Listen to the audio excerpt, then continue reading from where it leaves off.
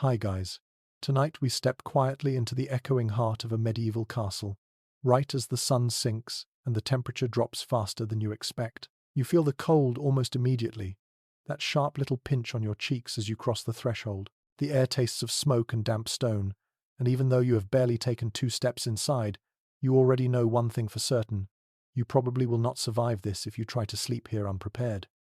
Still, there is a strange comfort in the thick walls looming around you, as if they promise safety, even while letting the cold seep straight into your bones. So, before you get comfortable, take a moment to like the video and subscribe, but only if you genuinely enjoy what I do here. And while you are settling in, tell me where you are listening from tonight and what time it is for you. Now, dim the lights, and you trudge farther into the castle, letting the darkness wrap itself around your shoulders like a wool cloak that is somehow not quite warm enough. You move through a corridor that feels more like a tunnel carved into winter itself. Every breath you exhale makes a faint cloud, drifting upward before vanishing against stone ribs overhead. You brush your fingers along the wall and find it slick with moisture, as if the entire castle has been sweating icy beads since late afternoon. Historians note that medieval masonry acted like a cold storage unit, holding onto low temperatures long after fires died. The stones cool slowly, but warm even more slowly, which means you are stepping into yesterday's chill rather than tonight's. And yet, as you walk, you catch a quirky little detail from travelers' accounts. Some people believed that certain stones actually collected nighttime cold, the way cloth collects dust, making the walls a sort of supernatural freezer. Scholars still argue whether those writers were speaking literally or poetically, but you feel the idea cling to you like a whisper anyway. Your boots crunch on rushes scattered across the floor, the simple coverings meant to trap dirt and a bit of warmth. They offer almost no insulation, but the faint, earthy smell is oddly soothing, like you are trudging across a forest floor preserved indoors. A draft coils around your ankles, searching for gaps in your layers, and there are always gaps. Even the best medieval cloaks let air slip in, settling along your spine with a deliberate, chilly hand. You tug your cloak tighter, though you know it helps only a little. As you turn a corner, the corridor widens into a small antechamber, where a torch flickers weakly from an iron sconce. Its flame shivers every time the wind shoves through some unseen crack. You stand there a moment, letting your eyes adjust, listening to the muffled thrum of the castle settling into night. The cold changes the acoustics.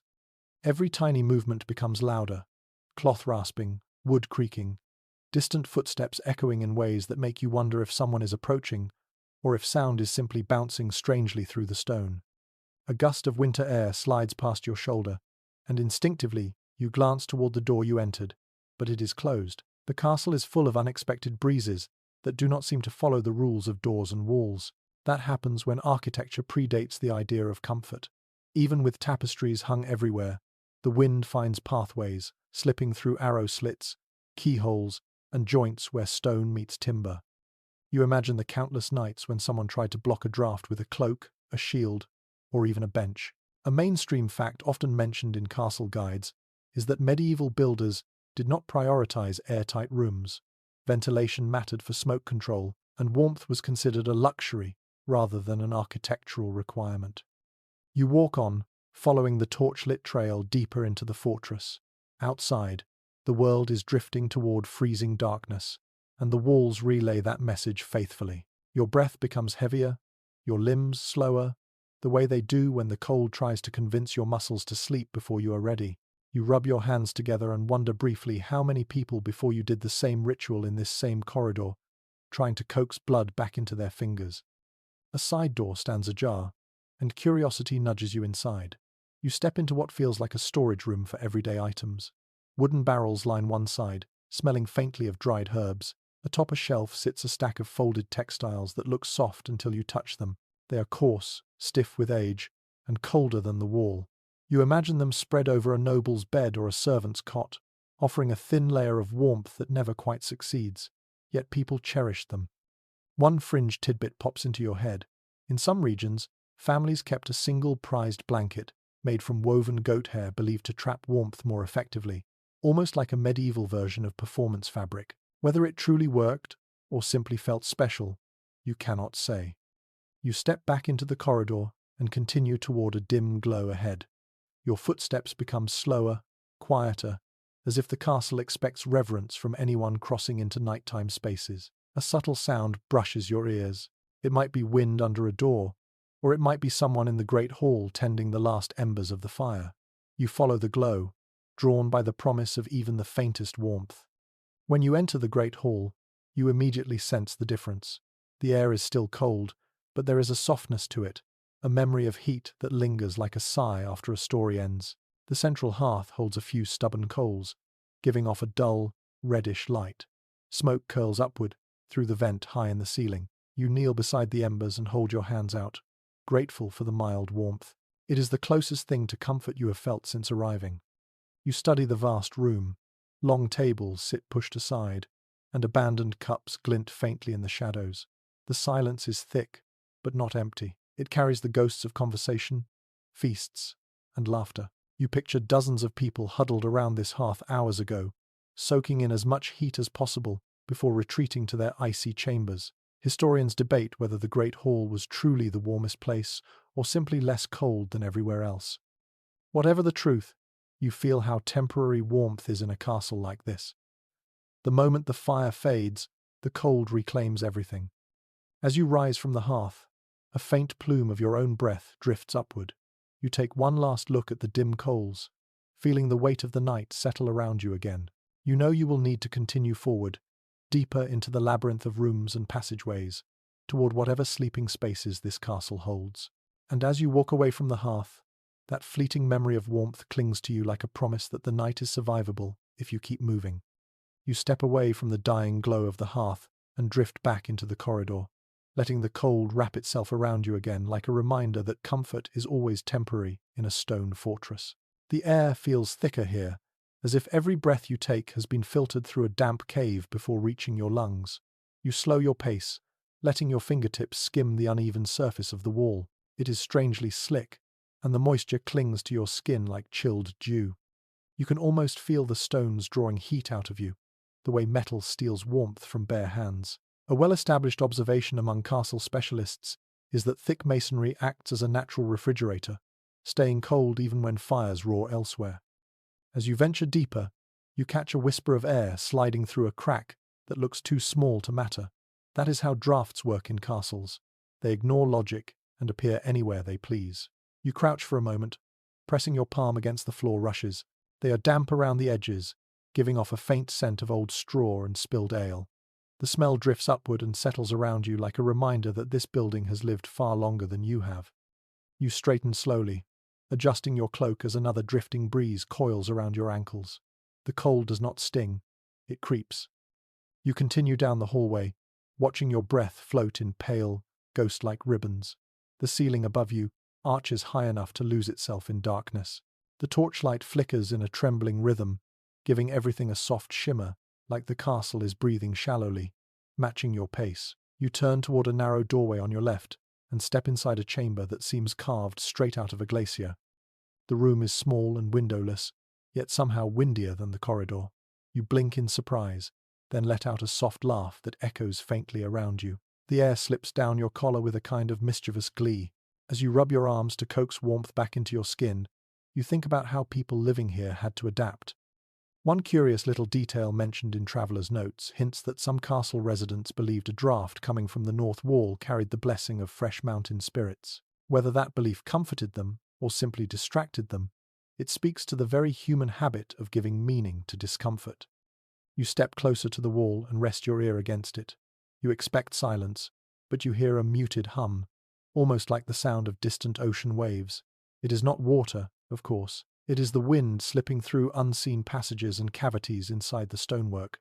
Architectural historians have long noticed that many castles form accidental wind tunnels because of their layered building phases. You take a deep breath, letting the strange music of the walls settle your nerves. Then a thought drifts in. Researchers remain divided on how intentional medieval ventilation design truly was. Some argue that drafts were simply unfortunate accidents, while others think builders occasionally used them to control smoke or moisture. You smile slightly at this uncertainty, enjoying the idea that even modern experts cannot quite decode every quirk of these ancient walls. You move toward a wooden chest shoved against the far wall. Its iron hinges are frosted from the cold. You lift the lid, and a puff of stale, icy air brushes your face. Inside are wool scraps, a folded tunic, and a pair of heavy socks that have stiffened into the shape of whoever last wore them. You brush your fingertips along the wool and feel its uneven texture. The fibers scratch your skin, yet the thought of slipping them on warms you a little. These scraps remind you of how precious fabric once was. Textiles softened the harshness of stone, turning chambers like this into something barely hospitable.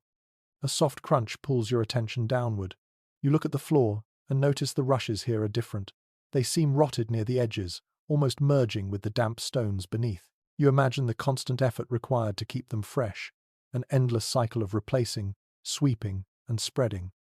It is strange to think of these simple plants as early insulation, basic but necessary. You leave the small chamber and return to the corridor.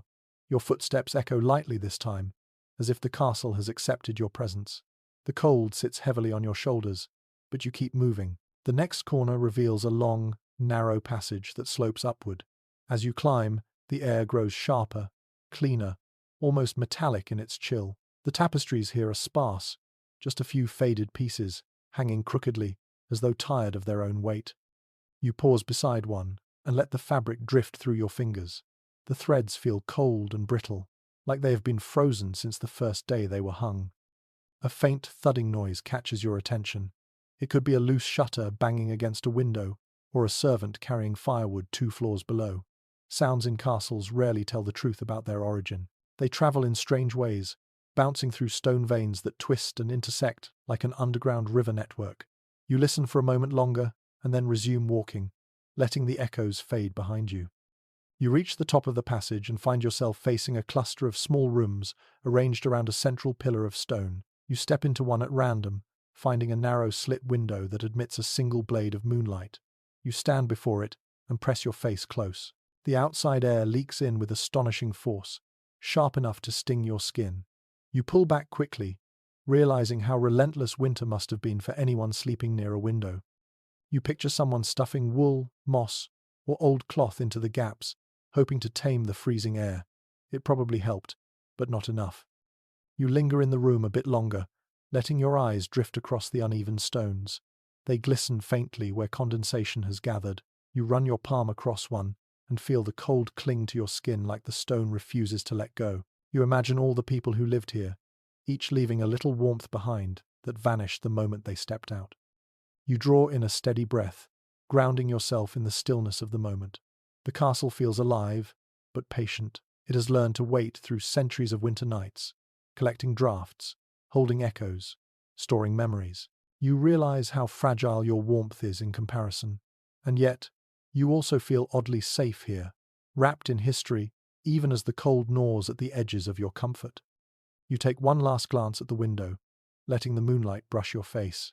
Then you turn back toward the corridor, ready to continue deeper into this icy fortress, where each room reveals another truth about how people once survived nights without anything resembling central heating. You make your way back toward the great hall, guided not by warmth, but by the faint promise of light. The corridor narrows, then widens again like the castle is breathing around you. As you step through the archway, the chill softens just a little, as if the air here remembers fire, even when the flames are nothing but exhausted embers. You pause at the threshold, taking in the cavernous room spread before you. It feels like entering the last pocket of comfort in a world carved from ice. The hearth sits at the center, a squat rectangle of stone with a few glowing coals that still fight their quiet battle against the cold. You walk toward it slowly, the way you might approach a sleeping animal you do not want to startle. The floorboards creak under your boots. Your shadow stretches ahead of you, bending and wavering in the flickering red light. When you kneel beside the embers, the faint heat brushes your palms like a sigh. It is barely enough to warm your skin, yet it feels like a luxury after the bitter chill of the corridors. You close your eyes for a moment, imagining how this hall looked just a few hours earlier. Long tables crowded with trenchers and cups, people pressed shoulder to shoulder, sharing warmth the way modern people share stories online. A generally accepted observation about medieval life is that communal spaces held the most heat because dozens of bodies, dozens of breaths, and a single loud fire all worked together to push the cold back. For a little while, you slide your hand closer to the coals and feel the heat ebb and flow like a tired heartbeat. The warmth is vanishing quickly, slipping through the vent high above like smoke. One odd little anecdote from castle accounts mentions that some attendants would hover near the hearth long after the nobles were gone, using the last scraps of heat to warm stones they carried back to their rooms. These stones served as primitive bed warmers, tucked under blankets until they cooled again. You picture someone lifting a stone heated by these very embers centuries ago, cradling it like a fragile treasure. You rise, brushing ash from your fingertips, and let your gaze drift across the hall. The fire may be fading, but its influence lingers. The air here is gentler, almost tender compared to the corridor's sharp bite. You walk toward the long table nearest the hearth, running your hand along its worn surface. The wood feels cool, but not unfriendly. You can almost smell the remnants of dinner: roasted meat, bread, wine, gone slightly sour. The scents cling to the air, mingling with wood smoke and damp rushes until the room feels like a memory made tactile. You take a few quiet steps, listening to the subtle orchestra of nighttime castle sounds. A shutter taps somewhere upstairs. The wind tugs at a tapestry. A chain rattles on a door you cannot see. All of these small noises create a soft, restless music. Sound behaves differently in cold spaces. It sharpens, it lengthens, it creeps. You imagine lying down here on the cool flagstones, letting those scattered noises swirl around you like dream fragments. Your eyes wander upward next, toward the dark beams high above. They vanish into shadow, but you can almost picture them glowing with heat earlier in the evening when the fire roared. People would have gathered here, talking loudly to compete with the crackling blaze. Even laughter sounds warmer when there is a fire at your back. Castle logs and household accounts frequently note how the Great Hall served as the center of activity, but the truth is more nuanced. Some specialists argue that the hall was less a comfort zone and more a controlled environment, a place where warmth existed only temporarily and in limited supply. Others believe the hall could stay warm for hours with proper fire management. Scholars remain divided because surviving evidence paints a patchy picture, full of contradictions and gaps. You wander toward the corner where musicians once sat. The air here is colder, untouched by the hearth's fading glow. You sit on the edge of a wooden bench and let your fingertips rest on its surface. The chill seeps into your skin like a quiet warning. Enjoy this space now, because the temperature will soon match the corridors. You look toward the hearth again, its leftover warmth shrinking by the minute. It feels a bit like watching twilight fade, only colder. A peal of wind rattles the shutters, pulling your attention toward the high windows. Moonlight streams through the narrow slits in pale beams, making dust motes shimmer like drifting snowflakes suspended in air.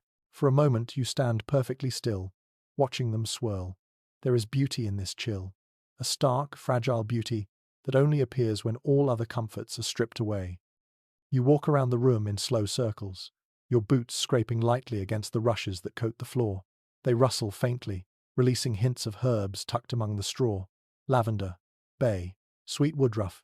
You inhale deeply and feel the scents warm your mind, even if your body remains cold. These herbs were not just for masking odor. Many households believed they deterred pests and soothed the spirit. One curious practice that appears in scattered household notes suggests that some stewards sprinkled crushed juniper near the hearth to keep evil spirits from slipping down the chimney. Whether anyone truly believed this or simply wanted the place to smell pleasant is impossible to say, but you let the idea linger as you breathe in the earthy perfume. You wander closer to the dais at the far end of the hall, where the lord and lady of the castle once dined. The elevation offered not just status but slightly better warmth, since heat rises even here. The carved chairs look stiff and regal, their surfaces gleaming in the dim light. You reach out and touch the armrest of the lord's seat. It is unexpectedly cold, colder than the bench you sat on earlier. You pull your cloak tighter and continue walking. Your footsteps echo faintly as you head back toward the center of the hall. You realize how much emptiness magnifies cold. When the crowds leave, the stone remembers the silence faster than the warmth. You feel the air cooling around you even as you move. The hearth sputters softly, its remaining coals shrinking into dull red beads. You crouch beside it once more, stretching your hands toward the faint heat. It is weaker now, barely there, but still better than nothing. You picture the countless evenings when people crowded close to this spot, soaking up every scrap of warmth before retreating upstairs to their frigid bedchambers. The contrast between this room and those upper chambers must have been jarring, like stepping from a warm bath into midwinter air. That is why many lingered here as long as they could. You feel that same instinct tugging at you. Stay, just a little longer. Let the last glow of heat cling to your skin like a fading memory. But eventually you stand, allowing the final ember's warmth to drift behind you. You take one step, then another, letting the cold reclaim its hold. Your cloak rustles softly, your breath curls upward in the dim light, and the great hall watches you leave with a patience earned through centuries of winter nights. The corridor beyond waits, darker and colder than before, urging you to continue your journey into the castle's deepest chill. You step out of the great hall and drift toward a staircase that curves upward like a slow, deliberate gesture from the castle itself. The air tightens around you with each step, colder and thinner, as if the warmth from the hearth refuses to climb more than a few feet above the hall floor. You place your hand on the stone banister and instantly regret it. The surface bites your skin with the kind of cold that feels personal, almost offended that you dared touch it. You shake your fingers lightly, letting sensation creep back as you ascend. The stairwell opens into a corridor lined with doorways. Here, the atmosphere changes. It is quieter, more controlled, and somehow heavier. Sleeping arrangements in a castle always reflected social order, and you can feel that hierarchy settling around you like layers of invisible fabric. You stand at the center of the hallway, noticing how the rooms closest to the hearth below are larger, with thicker doors and tapestries that look heavier even in the gloom. You push open the first door on your right. The hinges sigh softly, as if relieved to move after a long day of stillness. Inside, you find a spacious chamber that must belong to someone of considerable status. The air is still cold, but not nearly as sharp as what you felt downstairs. A generally recognized detail about castle life is that nobles slept closer to heat sources, often directly above the great hall, so the rising warmth, however meager, could reach their floors. You can sense that slight advantage now. It is the difference between bitter cold and merely uncomfortable chill. You walk farther into the room. Moonlight slips through a narrow window, illuminating a large bed positioned near the inner wall. The bed frame is carved from dark wood, its posts reaching upward like tree trunks. The mattress looks thick, its fabric taut and smooth. Fur covers are heaped near the foot, a casual abundance that feels indulgent compared to the thin blankets you saw earlier. You imagine sinking into them, their heavy warmth acting like a shield against the winter that prowls through the corridors. You step closer to the window and run a finger along the stone sill. Your fingertip comes away damp. Even well-positioned chambers cannot escape the moisture that seeps through castle walls. You let the cold settle into your skin and picture the person who sleeps here, a lord or lady, used to comforts that others in the household can barely imagine. Then a thought drifts in, a whisper from the less polished corners of history. Some household records hint that certain nobles insisted their pets sleep near them to help warm the bed. Dogs, lapcats, even small hunting animals, occasionally curled into blankets beside their masters. It is a charming, slightly odd detail that paints a softer side to medieval life. You smile at the image of a noble drifting off to sleep with a furred bundle pressed to their ribs. You move toward the far corner of the chamber and notice a small alcove filled with wooden chests. Their lids bulge slightly, suggesting layers of textiles inside. A soft thud echoes through the wall behind you, making you glance back. Sound behaves strangely in these upper chambers. You cannot tell whether the noise came from a servant's room, a shifting tapestry, or the wind slipping around the tower's exterior. Scholars remain uncertain about just how much privacy these rooms offered. Some argue the thick walls muted most sounds, while others suggest the castle's interior acted like a series of echo chambers, carrying whispers farther than anyone intended. You tilt your head, listening for another thud, but the silence stretches long and empty. You return to the corridor. The next door opens into a room that is noticeably smaller. You step inside and feel the chill intensify immediately. The temperature difference between rooms only a few feet apart reminds you how much rank controlled comfort. This chamber lacks heavy wall hangings.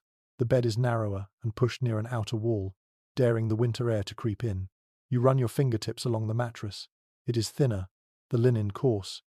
The single blanket folded neatly at the foot looks more decorative than functional. You let the air settle around you for a moment. It clings to your skin like unwashed wool, scratchy and cold. Your breath drifts upward in a long, pale ribbon. Someone sleeps here, someone important enough to be on this floor but not important enough to enjoy actual warmth. You imagine waking in this room at dawn, your nose chilled, your toes numb, even inside thick socks. You picture blowing on your fingers just to buckle a belt or lace boots. You continue down the corridor and stop at a heavy wooden door bound with iron. This one belongs to the castle's highest authority. You hesitate before opening it, but curiosity wins. The chamber is large, but the real luxury is in its placement. Here, directly above the warmest part of the hall, the floor beneath your boots is faintly less frigid. You close your eyes and breathe in the air. Even that tiny advantage feels miraculous. The bed dominates the room, piled with rich fabrics that gleam in the moonlight. Silk trim, embroidered wool, layered quilts. You touch one edge and feel its softness, so different from the scratchy layers downstairs. A well-accepted point in historical inventories is that nobles owned dozens of textiles, rotating them seasonally or according to need. Warmth was not just a matter of fire, it was wealth stitched into fabric. You stand in the quiet, wrapping your cloak tighter, imagining the nightly ritual here. The lord or lady settles into bed, servants draw the curtains around the frame, candles are snuffed one by one, and the cold slowly begins creeping in. Even in this privileged chamber, you know the chill will eventually seep under the covers, perhaps waking its occupant long before dawn. You linger a moment more, letting your breath mingle with the hush of the room. Then you back away, closing the door gently behind you. In the stillness of the corridor, you sense the invisible ladder of warmth and rank. The castle is teaching you something without speaking. Heat is a privilege, comfort is earned, and even those at the top sleep in rooms far colder than any modern person would tolerate. You feel the lesson settle as you move on, deeper into the sleeping quarters, where the cold grows sharper and the walls thinner with every step. You continue along the corridor, letting the cold settle more deeply into your cloak as you approach a doorway draped with heavy fabric. The cloth hangs stiffly, almost frozen in place, and when you lift one corner to slip inside, it crackles faintly under your fingers. The moment you step through, the air thickens with the scent of old wool, smoke, and something faintly sweet that you cannot name. You blink, letting your eyes adjust to the dimness, and then you see them, the tapestries. They cover nearly every inch of wall space in this chamber, hanging like sleeping giants whose bodies ripple gently whenever a draught sneaks in. At first glance they look decorative, stories woven in rich colors that have dulled over centuries. But when you walk closer, running a hand along the edge of one, you feel the density of the fibers, the way the weave traps a thin layer of warmer air between its surface and the stone behind it. A commonly observed reality among castle conservators is that tapestries acted as early insulation, softening the relentless cold sinking through the masonry. You trace the outline of a hunting scene stitched into one of the panels. The threads are uneven beneath your fingertips, and the fabric smells faintly of lanolin and thyme. The wall behind it feels colder than the air around you, a stark contrast that makes you understand instantly why these massive hangings mattered so much. Without them, rooms like this would feel like open-air caverns, not living spaces. As you step back, your cloak brushing against the tapestry's lower fringe, you notice a peculiar design woven into the bottom edge, a tiny stitched figure holding what looks like a cooking pot. It pulls a quiet laugh from you. Textiles sometimes hid little jokes or symbols tucked into corners, the handiwork of bored or mischievous weavers. That kind of playful detail still appears in museum records now and then, though many viewers miss them entirely. You move toward the room's center and breathe in slowly. The heat from earlier fires has faded, but the air here seems less hostile than the corridors. You wrap your cloak tighter and sink onto a wooden bench positioned beneath one of the largest wall hangings. The fabric looms above you like a guardian, muffling the wind that rattles the stones outside. Sound changes in rooms lined with fabric. It softens, falls inward, instead of bouncing back.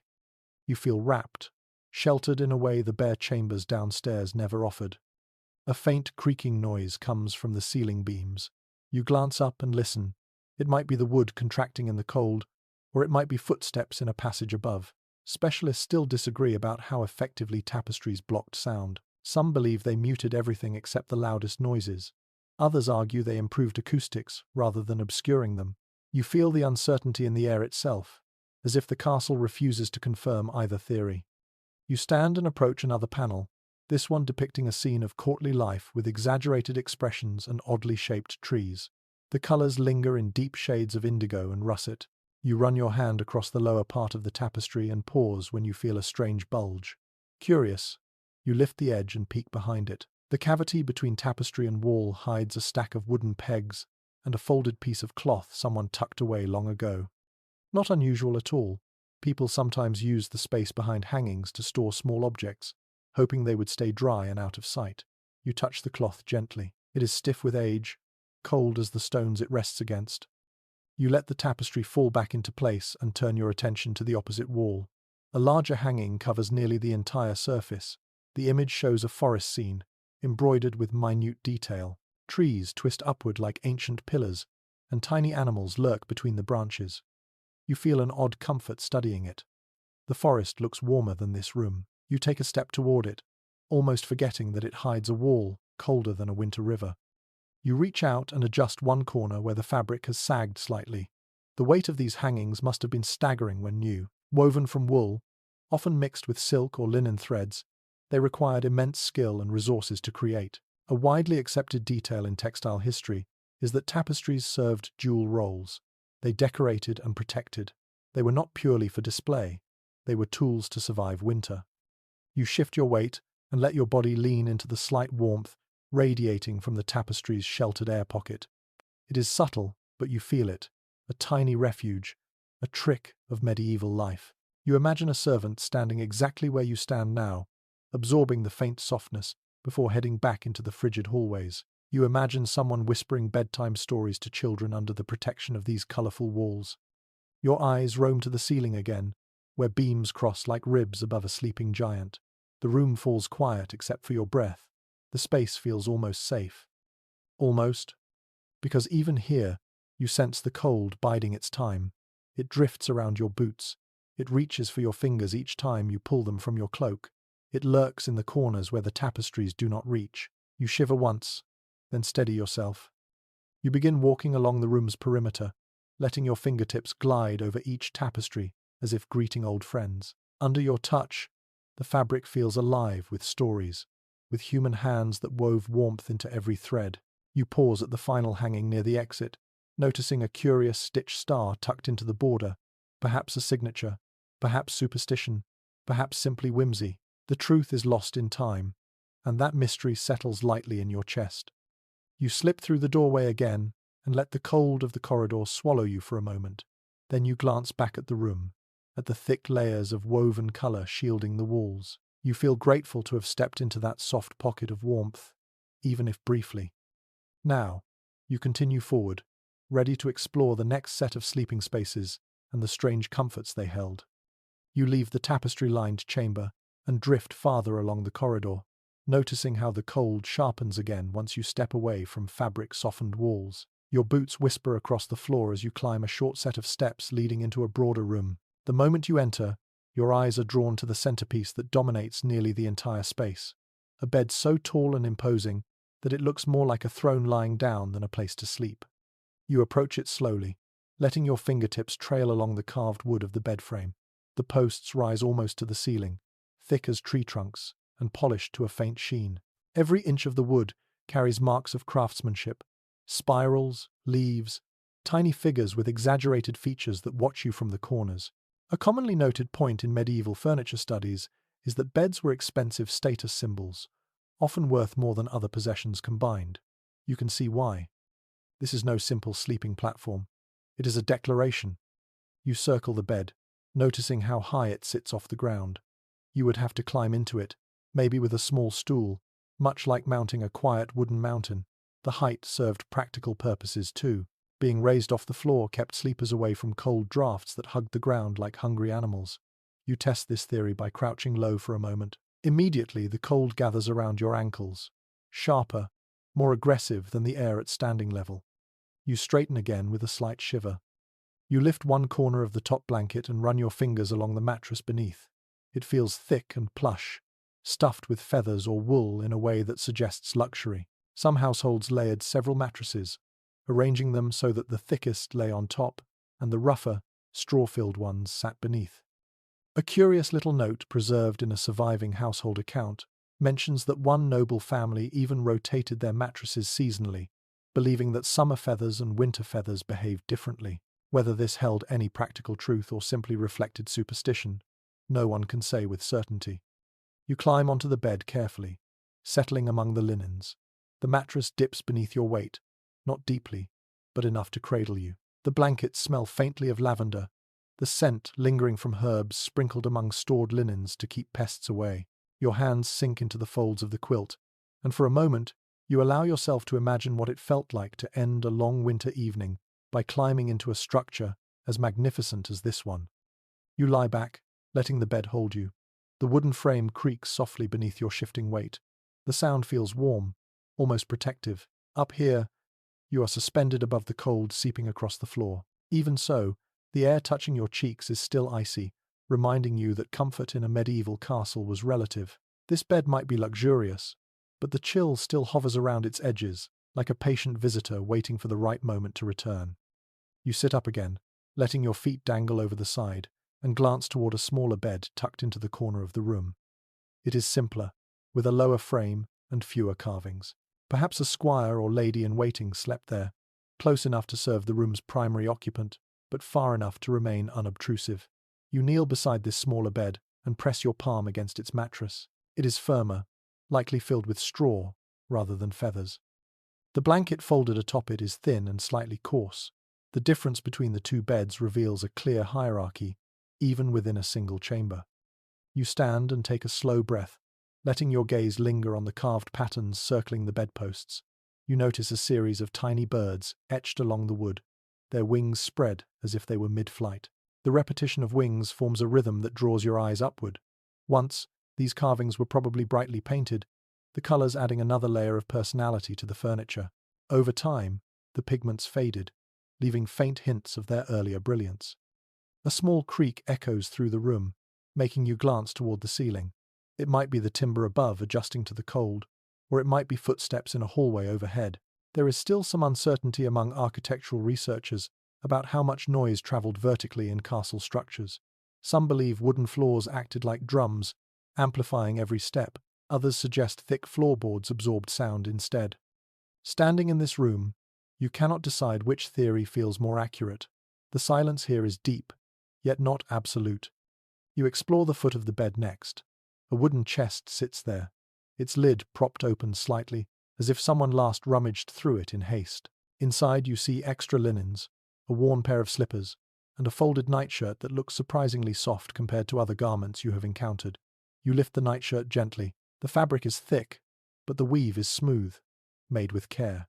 Clothes for sleeping were not always a given, but here in a high-status chamber, they seem plentiful. You let the garment fall back into place and close the chest. As your fingers brush the lid, a small carved pattern catches your attention, a circle of intertwined vines, each leaf shaped delicately. You study it for a moment, thinking of the artisan who worked it into the wood centuries ago, possibly never imagining that someone like you would someday admire it by moonlight. You turn back toward the bed once more, absorbing its presence. This piece of furniture embodies power, wealth, and comfort, all layered into its construction. It is both a practical shield against winter and a symbol designed to impress anyone who enters the chamber. You step closer, pressing your palms lightly against one of the posts. The wood feels cool but solid, reassuring in a way only well-crafted objects can be. For a brief moment, you imagine yourself settling into the bed, pulling the heavy blankets over your shoulders as the candles are extinguished one by one. You imagine waking in the middle of the night, hearing the castle creak, feeling the cold brushing your face while the rest of your body lies cocooned in warmth. You imagine listening to distant activity in other chambers, the muffled sounds of a fortress settling into its deepest hours. The bed holds all of that history within its carved frame. It is a giant among furniture, a quiet monument to medieval life and the desperate need to capture warmth wherever people could. You step away slowly, letting your hand slide along the wood one last time before you return to the corridor. The chill meets you immediately, curling around your ankles as if welcoming you back to the harsher reality of castle nights. Ahead, another doorway waits, promising a new kind of sleeping space and another glimpse into how people survived the cold. You follow the corridor into a smaller chamber, one that feels humbler the moment you cross its threshold. The ceiling lowers, the walls draw closer, and the air shifts from regal chill to a quieter, more domestic cold. Here, the beds belong to those who lived close to the rhythms of work, not prestige. You step inside and let your eyes adjust to the muted glow drifting in from a narrow window carved into the stone. 3 beds line the room, each one different, each one telling its own quiet story. You approach the first, a simple wooden frame holding a swollen-looking mattress. When you press your hand down, it makes a faint rustling sound, like winter leaves stirred by a breeze. This is a straw tick, the most common kind of bedding for the majority of castle residents. The straw inside shifts unevenly under your fingers, leaving small bumps and ridges. Household guides from the period often mentioned the need to refill or fluff these mattresses because straw compresses quickly, becoming lumpy and uncomfortable. You can feel exactly what they meant. You kneel beside it, running your hand along the linen casing. It smells faintly of dried grass, smoke, and something slightly sour. A minor but amusing detail that sometimes appears in old accounts is that mice love to nest in these mattresses, forcing servants to beat them regularly to drive out unwelcome residents. You picture a weary servant flipping the tick, pounding it with flat palms, sending both dust and tiny, disgruntled rodents flying. The thought pulls a quiet breath of laughter from you. Yet despite its imperfections, this bed was cherished by someone. You imagine a stablemaster or maid returning here after a long day, collapsing onto the uneven surface with a kind of exhaustion that makes even lumpy comfort feel heavenly. You stand and make your way to the next bed. This one looks softer, its shape more forgiving. You press down and feel a gentle give, followed by a warm loftiness. A feather bed, far rarer in lower-ranking chambers but not impossible, especially if a servant served directly under a noble household. A widely acknowledged detail about feather bedding is that it provided some of the best insulation available in medieval Europe. The feathers trapped warmth and conformed to the sleeper's shape, creating a cocoon effect you can feel even now through the aged linens. You lean forward, inhaling the faint scent of old down. It is a soft, powdery smell, almost tender. But featherbeds were not without quirks. Some people believed a mattress filled with certain bird feathers encouraged prophetic dreams. That belief crops up in scattered folklore collections, though it is impossible to know how seriously people took it. Still, standing here, it is easy to imagine someone slipping under these blankets, hoping the night might whisper secrets into their sleep. You lift one of the blankets folded at the foot of the bed. The fabric is thin but smooth. You picture someone tucking themselves in, boots off, fingers stiff from the cold, hoping the feather bed would soften the shock of winter nights. You turn to the last bed along the wall. This one differs from the others entirely. A rough wooden frame, low to the ground, with a mattress filled not with straw or feathers, but something coarser. When you press your palm to it, the surface is firm and uneven. The fill could be reeds, chaff, or even dried seaweed, depending on what was available locally. Regional variations in mattress materials are noted frequently by historians, though opinions differ on which provided better comfort. Some modern researchers insist seaweed stuffing stayed warm longer. Others claim chaff resisted pests more effectively. Standing here, your hand on the rough surface, you can easily imagine both possibilities being true in different places. You sit on the edge of this bed and feel it barely shift beneath your weight. It is not unpleasant, just very honest. No illusions, no pretense. A bed built for someone who likely slept hard and woke early. You let your gaze drift around the room. Blankets are folded neatly. Shoes rest under the frames. A lantern hangs from a hook on the far wall, its glass clouded by age. Every detail in this room feels lived in, practical, worn smooth by routine. You walk back to the straw tick, letting your fingers sift through the coarse linen again. The mattress makes that familiar rustling sound, and you find the noise oddly comforting, like the soft chatter of dried plants in a field. Then you return to the feather bed, sinking your palm into its surface one more time, savoring the gentle buoyancy. Finally, you stand by the reed-filled mattress, admiring its sturdy honesty. Each of these beds carries its own story about comfort, survival, and the different ways people tried to rest in a castle where winter lingered in every crevice. Straw for the practical, feathers for the fortunate, reeds or chaff for those caught somewhere between. You imagine people in this room tossing and turning, listening to the wind against the walls, trying to stay warm in their own ways. A faint creak from the ceiling breaks your thoughts. It might be someone walking above you, or just the wood contracting in the cold. The sound sends a small vibration through the room, and you feel the beds respond subtly, each shifting with its own texture. You realize how connected these people must have felt, sleeping so close together, shared noises, shared heat, shared discomfort, a community inside the cold. You take one last look around, letting your eyes move from one bed to the next. The straw, the feathers, the rough reeds. Together, they create a quiet portrait of medieval sleep, a blend of ingenuity and endurance. You feel a quiet respect for the people who once curled into these uneven beds and welcomed rest despite the bitter nights pressing against the stone walls. Then you step back into the corridor, letting the door ease shut behind you. The cold rises to greet you again, ready to guide you toward the next room and the next layer of castle life.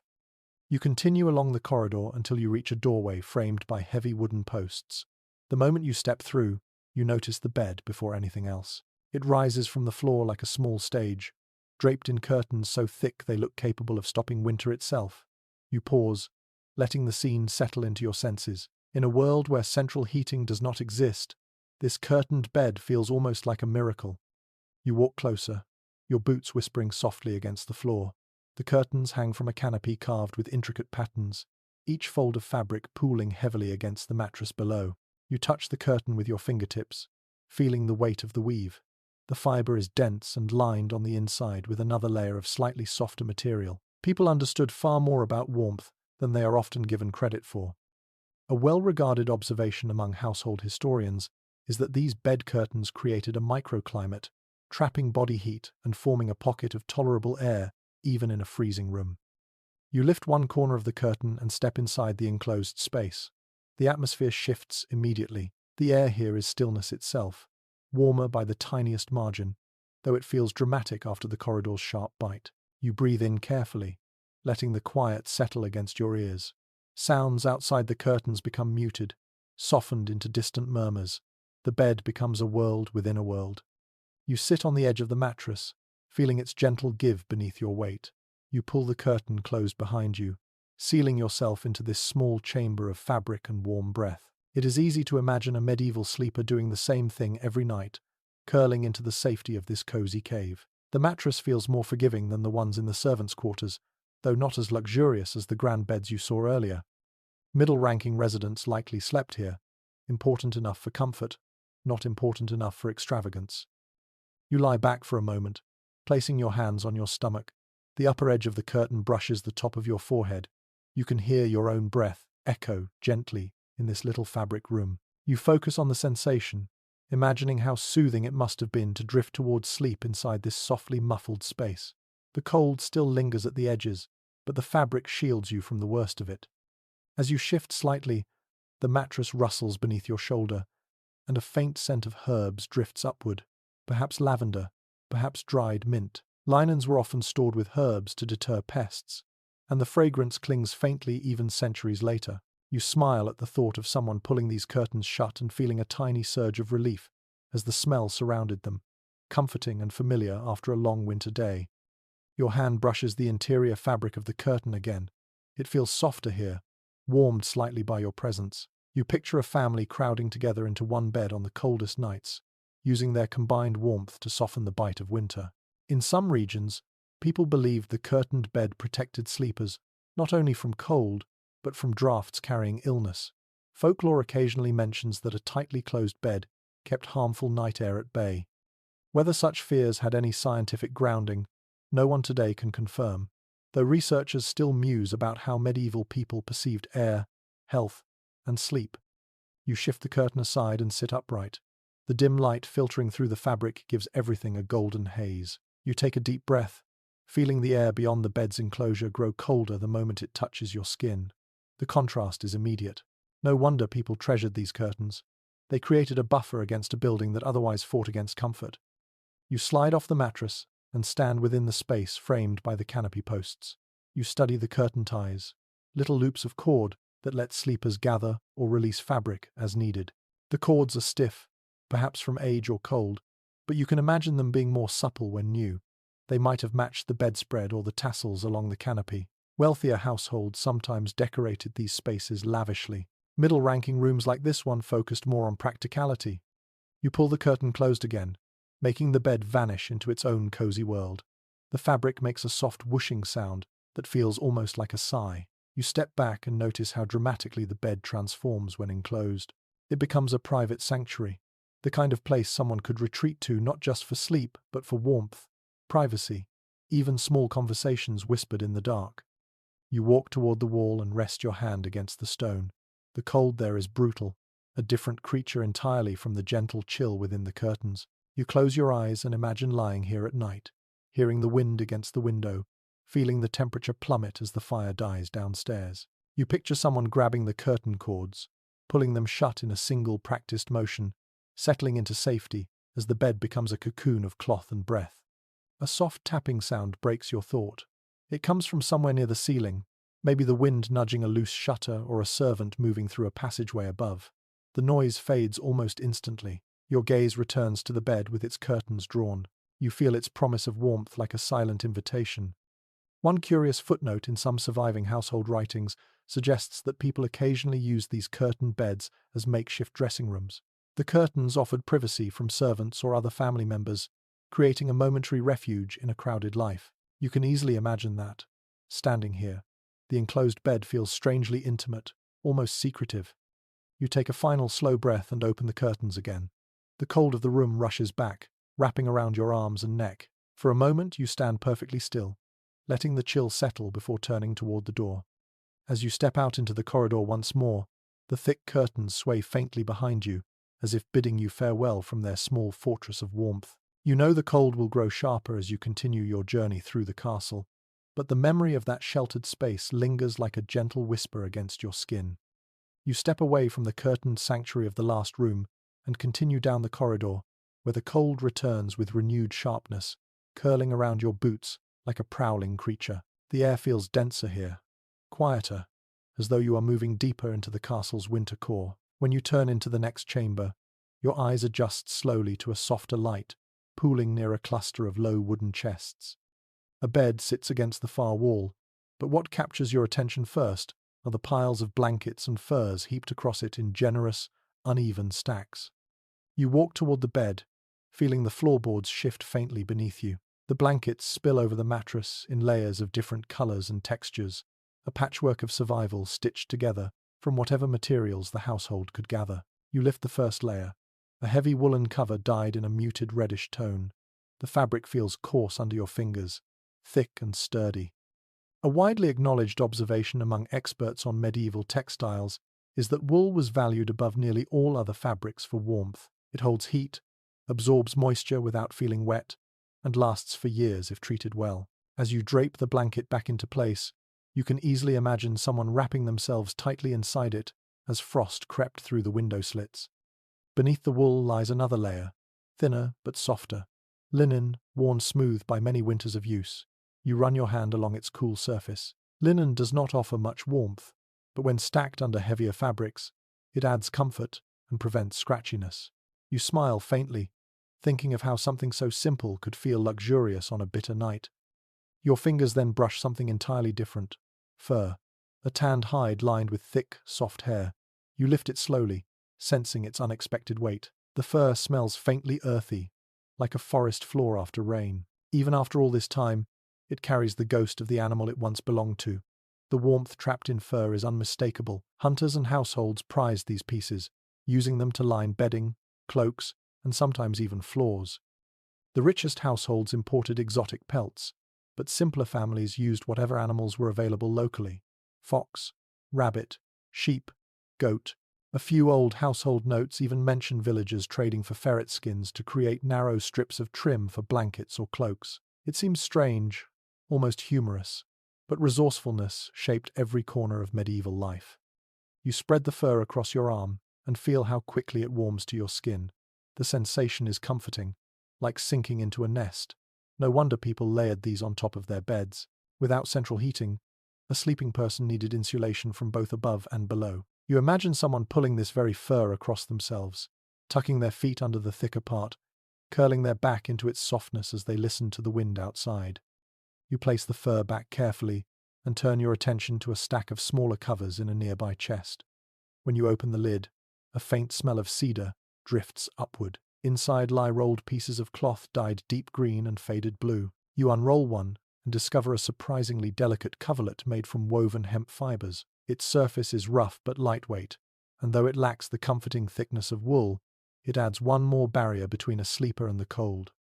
A lesser-known detail that appears occasionally in rural inventories is that hemp bedding was popular in some regions because it dried quickly and resisted rot. You imagine servants shaking it out by the hearth to warm it before layering it onto the bed for the night. You let the fabric fall back into place, then cross to another chest near the foot of the bed. When you lift the lid, you find a scatter of small items, cloth scraps, patches, a needle case. Repairs were constant in a household like this. Blankets were valuable and too costly to discard. Someone sat here many nights, patching worn corners and reinforcing seams that frayed under constant use. You touch one patch where the stitching is uneven, perhaps done by tired hands or in poor light. Somehow the imperfection makes it more human. You return to the bed and sink onto the edge of it, letting your weight settle into the layers. The mattress dips slightly beneath you, the blankets shifting in a soft rustle. You gather a corner of the fur into your lap and run your hand across it absently. The cold air around you softens the longer you sit among the fabrics, their insulating magic working even without a body beneath them. A faint tapping noise draws your attention toward the window. You stand and walk toward the narrow opening, where a small draft sneaks in with icy persistence. The shutters outside must be loose again. You rest your hand along the stone sill and feel its freezing bite. Even with thick bedding, sleeping near this window would be a nightly negotiation with the cold. You imagine someone pulling the bed farther from the wall on winter nights, or stacking extra blankets between the mattress and the outer edge to block the chill. A distant creak echoes from somewhere behind you, perhaps someone walking in a passage above, or a door shifting as the building settles. Scholars continue to debate how effective heavy blanket layering truly was compared to other warming methods. Some argue that piling more and more fabric eventually produced diminishing returns, trapping moisture rather than warmth. Others insist it created stratified pockets of heat that kept the sleeper warmer for longer. Standing here, surrounded by blankets thick enough to smother sound, you can imagine both arguments having merit. You lift the top wool blanket again, letting its weight settle across your forearms. The warmth it carries feels almost alive. You picture a medieval sleeper curling into these layers, adjusting them during the night, perhaps leaving an arm out for a moment, before pulling it back under the covers in haste. You picture someone waking to add another layer when the chill became too much. You imagine the soft crackle of fur, the whisper of linen, the crunch of old wool shifting with small movements. You spread the blankets neatly again, smoothing the edges until the surface resembles rolling hills of fabric. Then you stand back and take in the sight of the layered bed, heavy and inviting. These covers were survival tools. They were made from livestock, harvested plants, long hours of spinning and weaving, and sometimes small acts of love. The room feels warmer simply because of their presence. You run your fingers lightly along the mattress one last time, then step toward the door. As you leave, you take a slow breath, feeling the cold rise gently to meet you again. The corridor ahead waits like an unending winter, but behind you, the layered bed stands quietly, its blankets poised to shelter anyone brave enough to sleep in this frozen castle. You move deeper into the castle, guided now by curiosity and the soft scrape of your boots against the stone floor. The next chamber you enter feels different the moment you arrive, colder, somehow sharper, as if the air has been waiting for you. A small table sits beneath the single torch on the wall, and atop it lies a folded bundle of clothing. You step closer, letting the flickering light reveal each layer.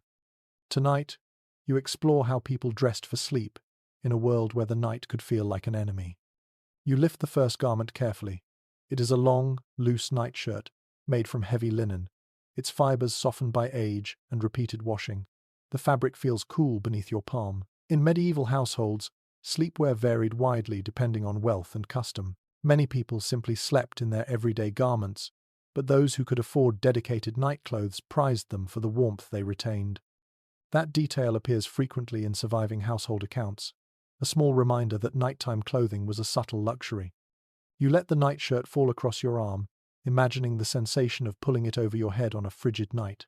The cloth would cling to your skin at first like a cold handshake, but once warmed, it would trap heat close to the body. You picture someone shivering while hastily slipping it on, then exhaling as warmth finally gathered beneath the layers. Next, you reach for a small object resting beside the shirt, a woolen cap, soft, thick, and shaped like a gentle dome. You hold it in both hands, feeling the elasticity of the fibers. People often forget that when the room is cold enough to frost your breath, your head loses more heat than you would expect. Wearing a nightcap was not just a quaint tradition, it was practical survival. One interesting note that appears in old diaries suggests that some people kept multiple caps in rotation, each one assigned to a different season. That kind of detail feels almost modern, the medieval equivalent of changing your bedding with the weather. You pull the cap gently against your forehead, not to wear it, but to feel the softness it offers. It is warmer than the linen nightshirt, made to cradle heat like a small hearth for your head. You place it back on the table with quiet reverence. Then your attention shifts to a woolen pair of socks folded neatly nearby. You lift one and slide your hand inside, the fabric stretching slightly. Unlike modern socks, these are closer to soft tubes of wool, meant to keep toes and ankles alive through long winter darkness. You remember hearing that some households believed sleeping without socks invited chills into the body, weakening the spirit. Whether this was superstition or simply good sense, no one can say for certain, although researchers continue to discuss connections between medieval beliefs and practical health habits. You turn the sock in your hand and notice that the heel is reinforced with thicker stitching. Someone spent extra time strengthening it, knowing this was the first place to wear thin. You picture a person sitting near the fire in the great hall, darning socks by poor candlelight, preparing for yet another night of cold floors and colder sheets. You set the sock down and examine the next layer, a woolen overshirt, thicker than the nightshirt and much heavier. It would have been worn on the coldest nights, the kind that pressed against walls like a living creature. You slip your arm inside the sleeve for a moment, and although the garment is old, the warmth it retains surprises you. The weave is dense, each thread spun with patience. Spinners and weavers in the Middle Ages understood cold intimately. Their craft was shaped by necessity. A soft sound behind you makes you glance toward the door. It might be wind curling through a gap in the stone. It might be footsteps in a passage above. Architectural experts continue to debate just how drafty these sleeping chambers truly were, but every step you take tonight suggests the answer leaned heavily toward very. You return your gaze to the clothes, reminded that warmth was crafted, layered, and guarded. You walk to a simple wooden chair in the corner of the room. Draped over it is a cloak, lighter than the outdoor version but still thick enough to keep in precious heat. You stroke the edge of the fabric. Cloaks doubled as blankets, wraps, and sometimes pillows. Sleeping curled beneath one was not unusual. Even nobles used them on the coldest nights, adding them to the pile of coverings already on the bed. Near the chair sits a pair of soft-soled shoes lined with felt. You lift one, turning it in your hand.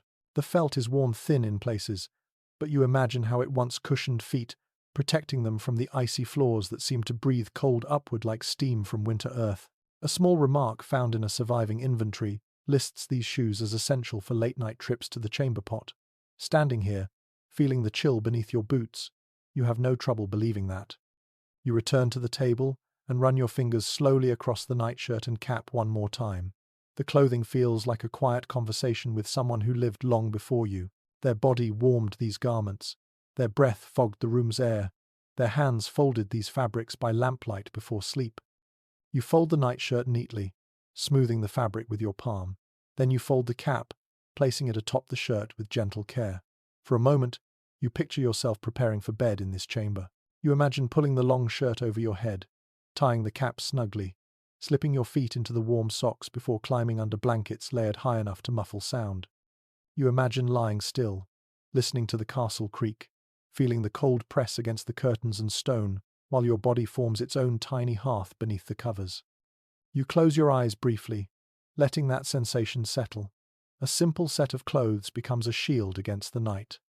When you step back into the corridor, the cold greets you again, but now you understand more clearly the quiet rituals people used to prepare themselves for its grasp. You pull your own imaginary layers tighter as you continue, curious about the next room, waiting in the castle's endless winter. You continue down the dim corridor until it bends gently to the right, and the air shifts again, this time tinged with a faint scent of smoke and warm metal. The smell draws you into a smaller chamber, lit by a single glowing ember in a wall sconce. The warmth here is fragile, fleeting, like a candle flame fighting a storm. You pause in the doorway, sensing that this room is devoted to something more ritualistic than sleep. Tonight, you learn how people tried to warm their bodies before climbing into those frigid beds. You step farther inside and let your fingers trail along a wooden table scattered with small objects. The first thing you notice is a hand-warming stone, smooth and palm-sized, resting near the edge. You pick it up. The stone is cold now, but heavy in a way that suggests it once held heat well. A commonly accepted detail among medieval household historians is that stones like this were placed near the hearth until they grew hot, then wrapped in cloth and carried around to radiate warmth for a short while. You imagine someone clutching this very stone tightly before bed, willing its heat to seep into their chilled fingers. You return the stone to the table and reach for the next item, a shallow ceramic bowl with soot lining its rim. Perhaps it held warm broth earlier. Food played as much a role in warmth as clothing or blankets. Drinking something hot before sleep helped raise the body's temperature for a brief but precious window. You tilt the bowl slightly and see where heat once stained the clay, a darker tone, a quiet memory of countless winter nights. A small wooden stool sits beside the table, and next to it lies a bundle of dried herbs tied together with rough string. You lift the bundle and inhale the scent. Rosemary, marjoram, mint. These herbs might have been thrown onto hot stones or dipped into warm oil to release comforting aromas. A curious little note from a medieval household guide once recommended warming hands by inhaling steam from an herb-infused bowl, claiming it encouraged vigor in the limbs. Whether this was practical wisdom or simply ritual, you feel the idea settle gently into your imagination. You move toward a small chest kept close to the outer wall. When you open it, you find what looks like a large wool wrap or shawl, thicker than usual. You unfold it carefully. The fabric smells faintly smoky, suggesting it was hung near the hearth earlier in the day to absorb heat before someone draped it over their shoulders. You imagine the wearer pulling it tight while stepping away from the fire, savoring the warmth it carried like a borrowed flame. A faint metallic clink distracts you. You turn and notice a small iron brazier tucked into a niche on the far side of the room. Its bowl is filled with cold ashes now, but the shape tells its story clearly. This brazier once held glowing coals carried from the kitchen or great hall. People would place their hands above it or stand close, letting heat bloom across their skin. You crouch beside it and brush your palm lightly across the rim.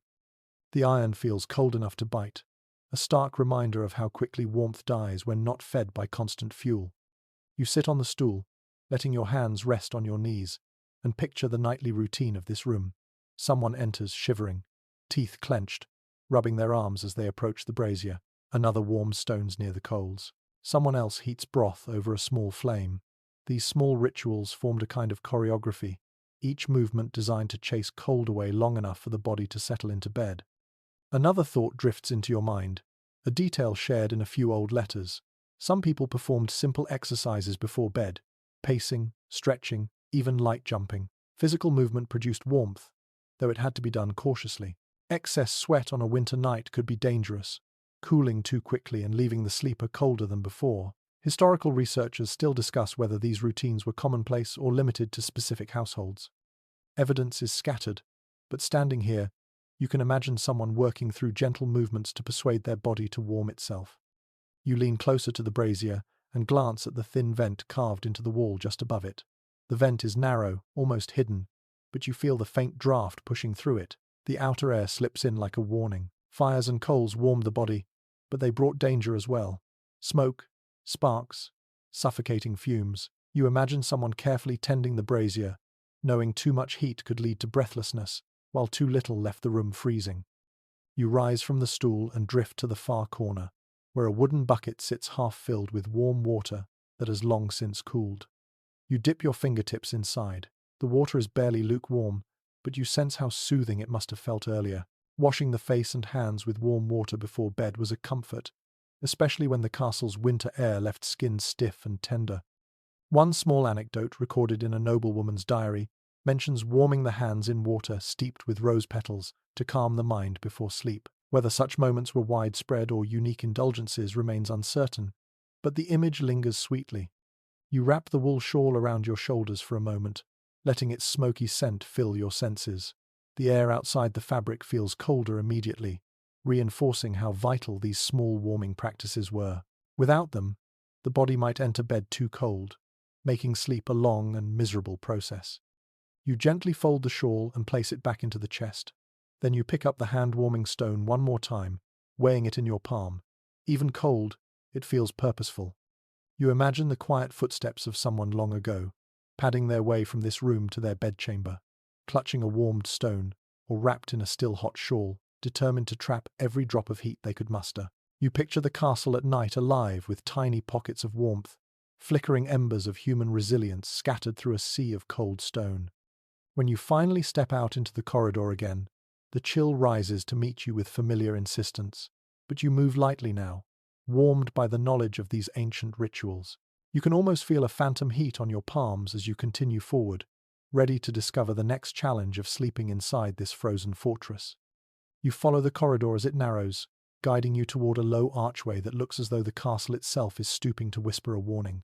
The air grows heavier, tinged with hints of cold ash and old smoke. When you cross the threshold, the room beyond is dim and quiet, save for a single metal object resting in the center like a stray moon fallen to earth.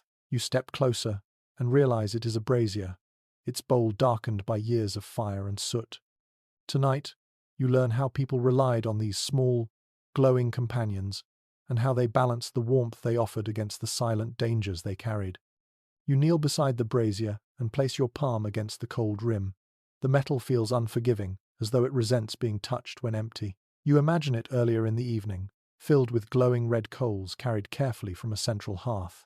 A commonly recognized truth among castle archaeologists is that braziers were indispensable in drafty stone rooms, especially in chambers where fireplaces were missing or impractical. They provided quick, portable heat in a structure that otherwise refused to stay warm.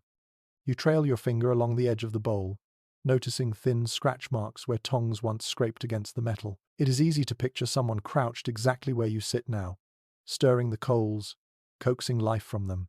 The room would have glowed softly, shadows trembling on the walls like restless spirits. You close your eyes for a moment and imagine the warmth wrapping around your hands, turning cold, aching fingers into supple ones ready for sleep. But braziers were not gentle friends. They demanded respect.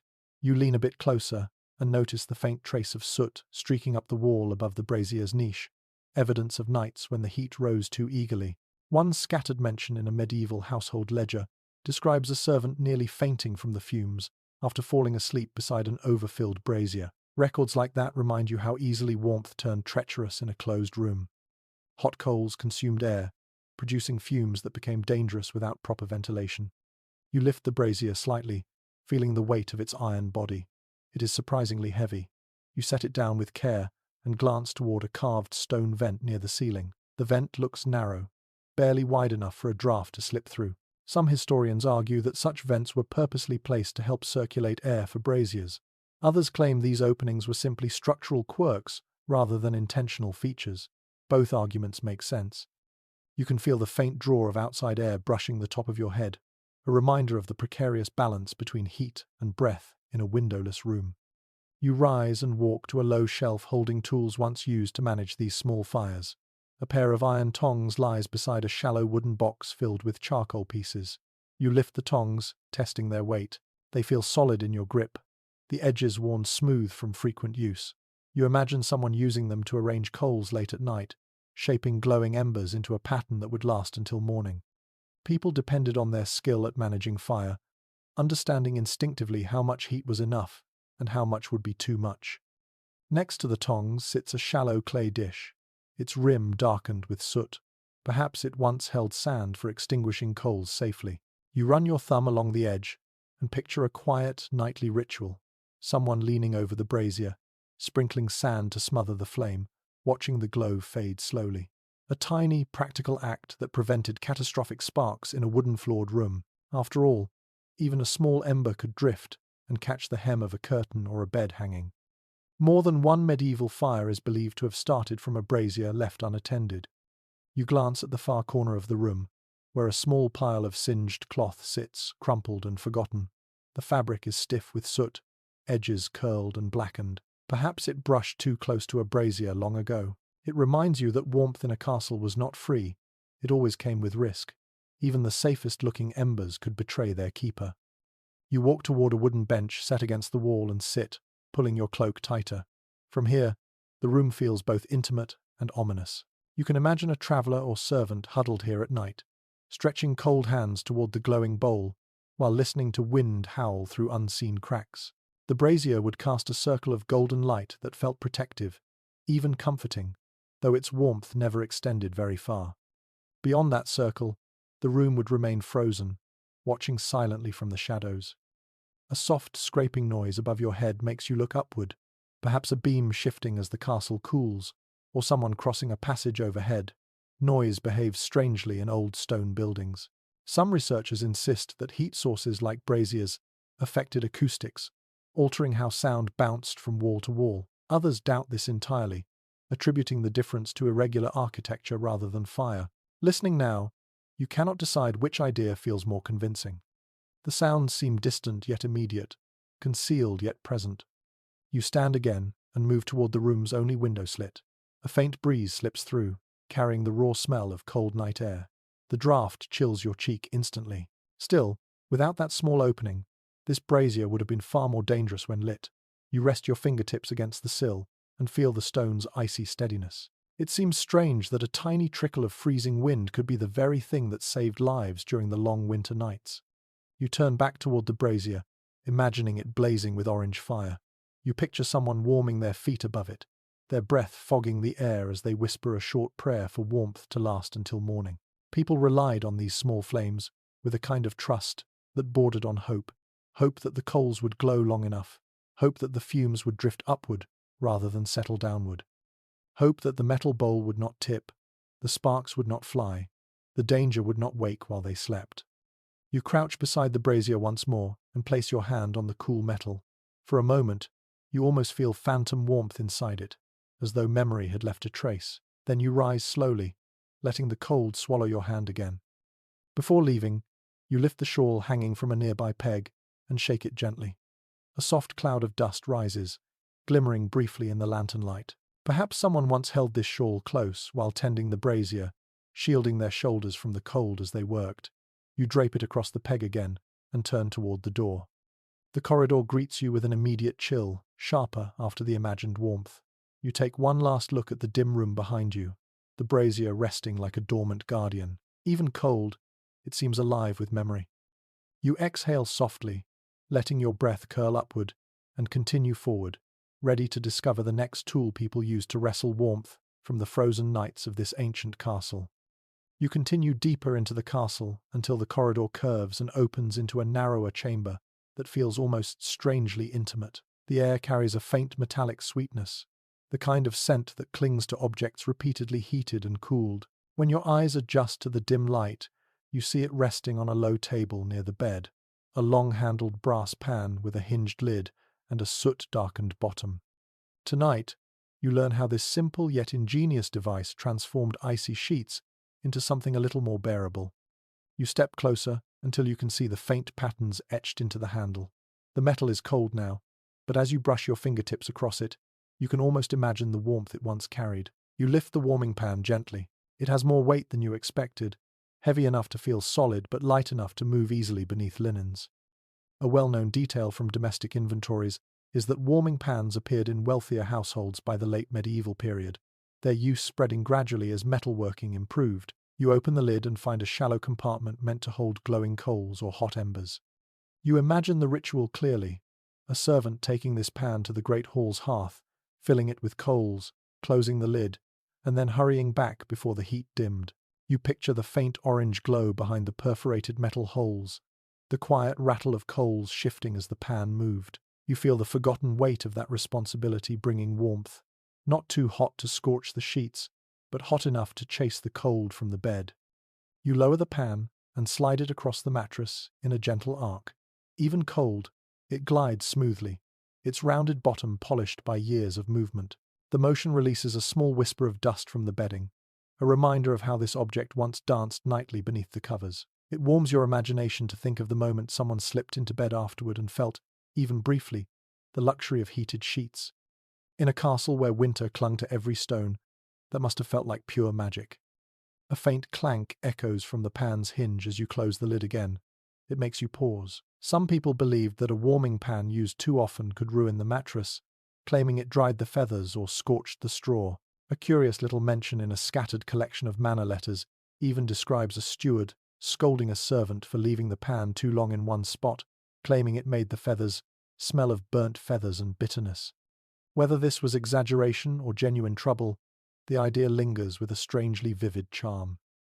You place the pan gently back on the table and notice a small cloth pouch resting beside it. When you open it, you find a handful of dried herbs, lavender, perhaps chamomile, maybe even crushed wormwood. People sometimes placed scented sachets inside the warming pan, hoping the heat would release a gentle fragrance through the sheets. You lift the pouch to your nose and inhale. The scent is faint now, like a memory wishing to stay alive. It mingles with the cold air and settles in your mind as something sweet and comforting. You drift toward the bed and lift the edge of the top blanket. A small chill rolls across your hand. Even with thick layers, the bed never truly escapes the night's cold. You imagine someone standing here, lifting these same blankets, preparing the bed for their lord or lady. Their hands must have moved quickly, sliding the warming pan back and forth, making sure not to let the hot metal touch the sheets too long.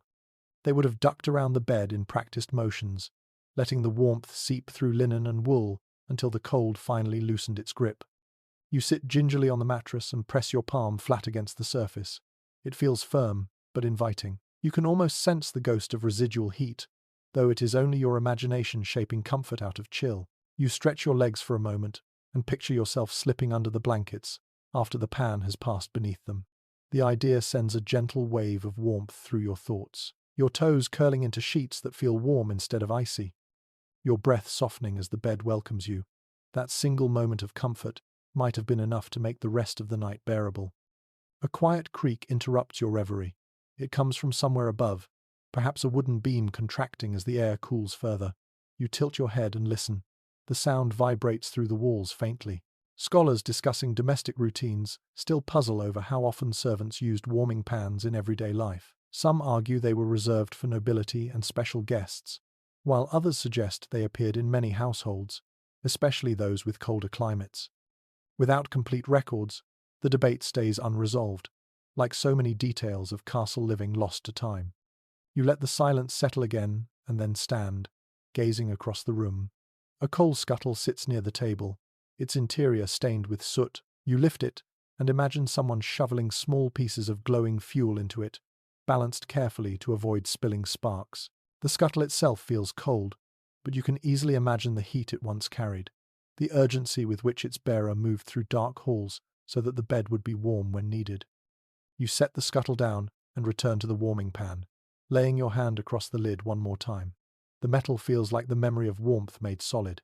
You think of how many nights people repeated this ritual night after night, winter after winter, quietly declaring that comfort mattered even when the world froze around them.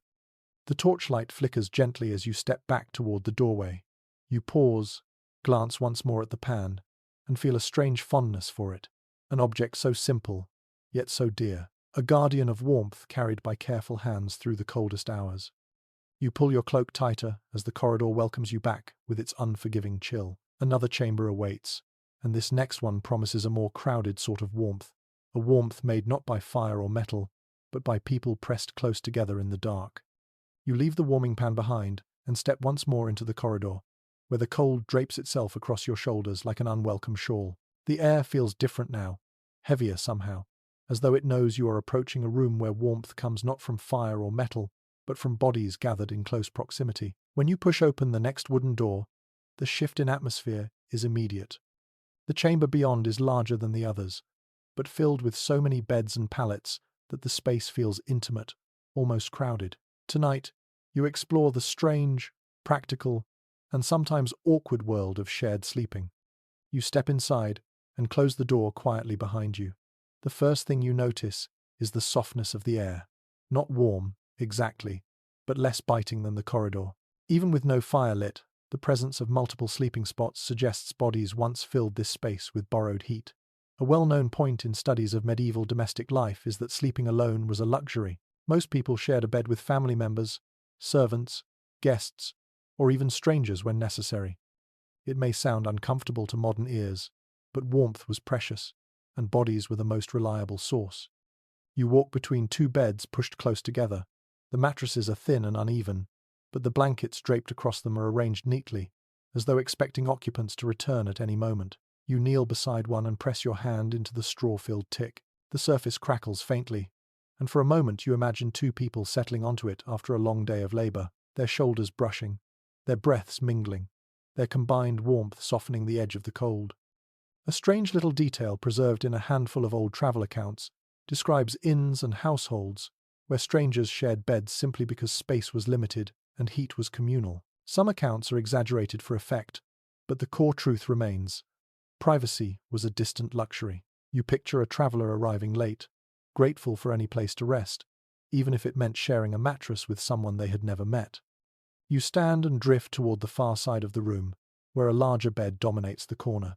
This bed looks wide enough for a small family, its curtains drawn halfway as though someone slipped out earlier. You pull the curtain back gently and step closer. The linen sheets are rumpled, and the blanket bears the soft indentation of bodies once curled beneath it. You sit on the edge and let your gaze wander across the room. You imagine a mother and her children sleeping here, arranged like pieces of a tiny constellation, the smallest tucked near the warmest spot, the older ones clustered at the edges. A shared bed like this would have been filled with whispered stories, restless turning, the gentle rhythm of breathing, and the occasional elbow or knee jabbed in the dark. Yet it also carried an undeniable sense of safety. In a world of drafty stone and unpredictable cold, closeness meant survival. You run your fingertips across the blanket, noticing where the fabric has worn thin at the center. That is where bodies pressed closest. That is where warmth pooled like a precious resource. Some households even rotated sleeping positions to ensure everyone received the benefit of shared heat. You imagine the nightly dance of shifting blankets, adjusting limbs, and murmured reassurances in the dark. A soft groan escapes the wooden beam overhead as the building settles. You pause and listen. The sound echoes faintly through the chamber, mingling with the imagined breathing of those who once slept here. Scholars examining medieval sleeping habits still discuss how these shared arrangements affected social bonds.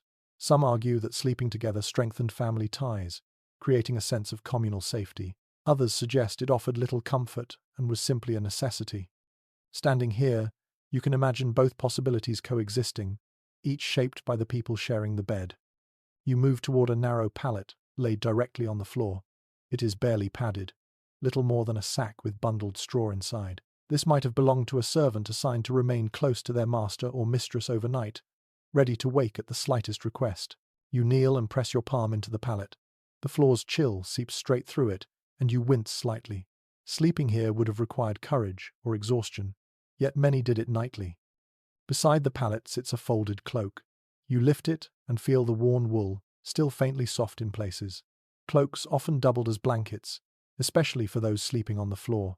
You drape the cloak lightly across your arm and imagine someone curled against the wall, cloak pulled tightly around them, grateful for any heat radiating from the bodies in the larger bed nearby. You place the cloak back down and stand slowly. The room feels full, despite being empty of people.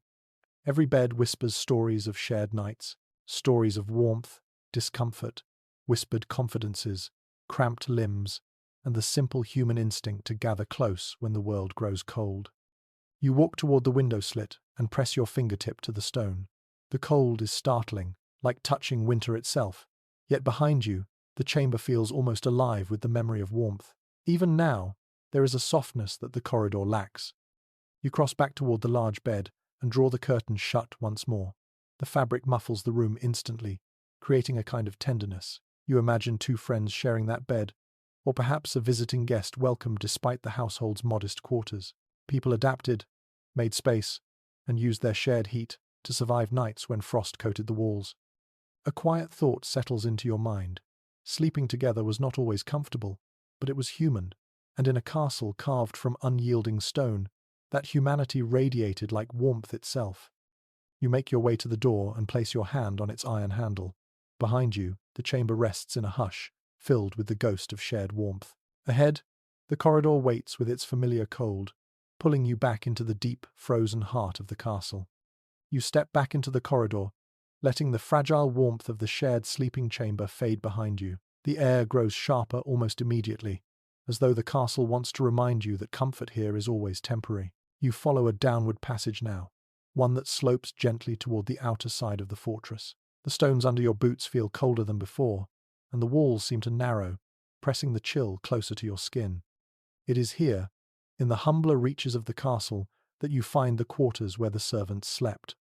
You push open a plain wooden door and step inside a long, low-ceilinged room.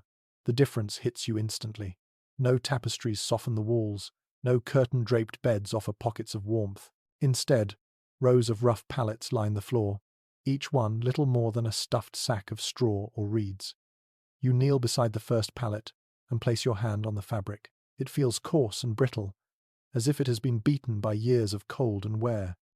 A commonly acknowledged detail among scholars of medieval domestic life is that servants endured far harsher sleeping conditions than their masters. Here, that truth sits plainly before you. You shift your hand slightly and feel the straw shifting underneath. It crackles softly, releasing a faint smell of dust and dried stalks. You imagine a stable hand or scullion collapsing onto this pallet after 16 hours of work, too tired to complain about uneven stuffing or cold air creeping through gaps in the walls. Exhaustion, more than comfort, carried them through the night. You stand and walk farther into the room. A small shuttered window sits high on the wall, more a slit than an opening. When you press your fingers to it, a harsh draft spills in, wrapping around your knuckles with icy persistence. You pull your hand back reflexively. Many servants slept with their cloaks still on, huddled beneath thin blankets or even sacks turned into makeshift covers. A detail buried in a surviving inventory mentions servants sharing a single thick blanket among 3 people, shifting position during the night so each could warm themselves in turn. The thought sends a quiet ache through you. You crouch beside another pallet, this one thicker and slightly raised on wooden slats. Perhaps someone higher in the household hierarchy slept here, a lady's maid, a trusted guard, a cook who needed rest before dawn woke them again. You press your palm against the mattress and feel its sturdiness, not luxurious by any means, but a small upgrade. You picture the person who slept here stretching out stiff limbs, knowing they still had the best sleeping spot in the entire servants' room. A light scratching sound draws your attention to the far wall.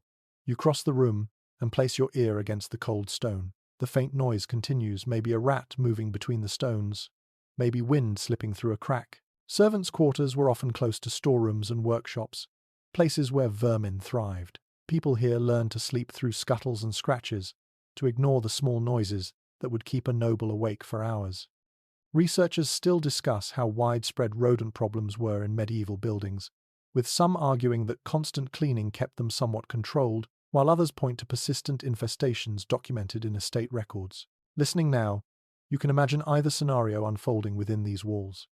You move toward a wooden bench near the corner and sit down. The cold of the seat seeps through your cloak almost instantly.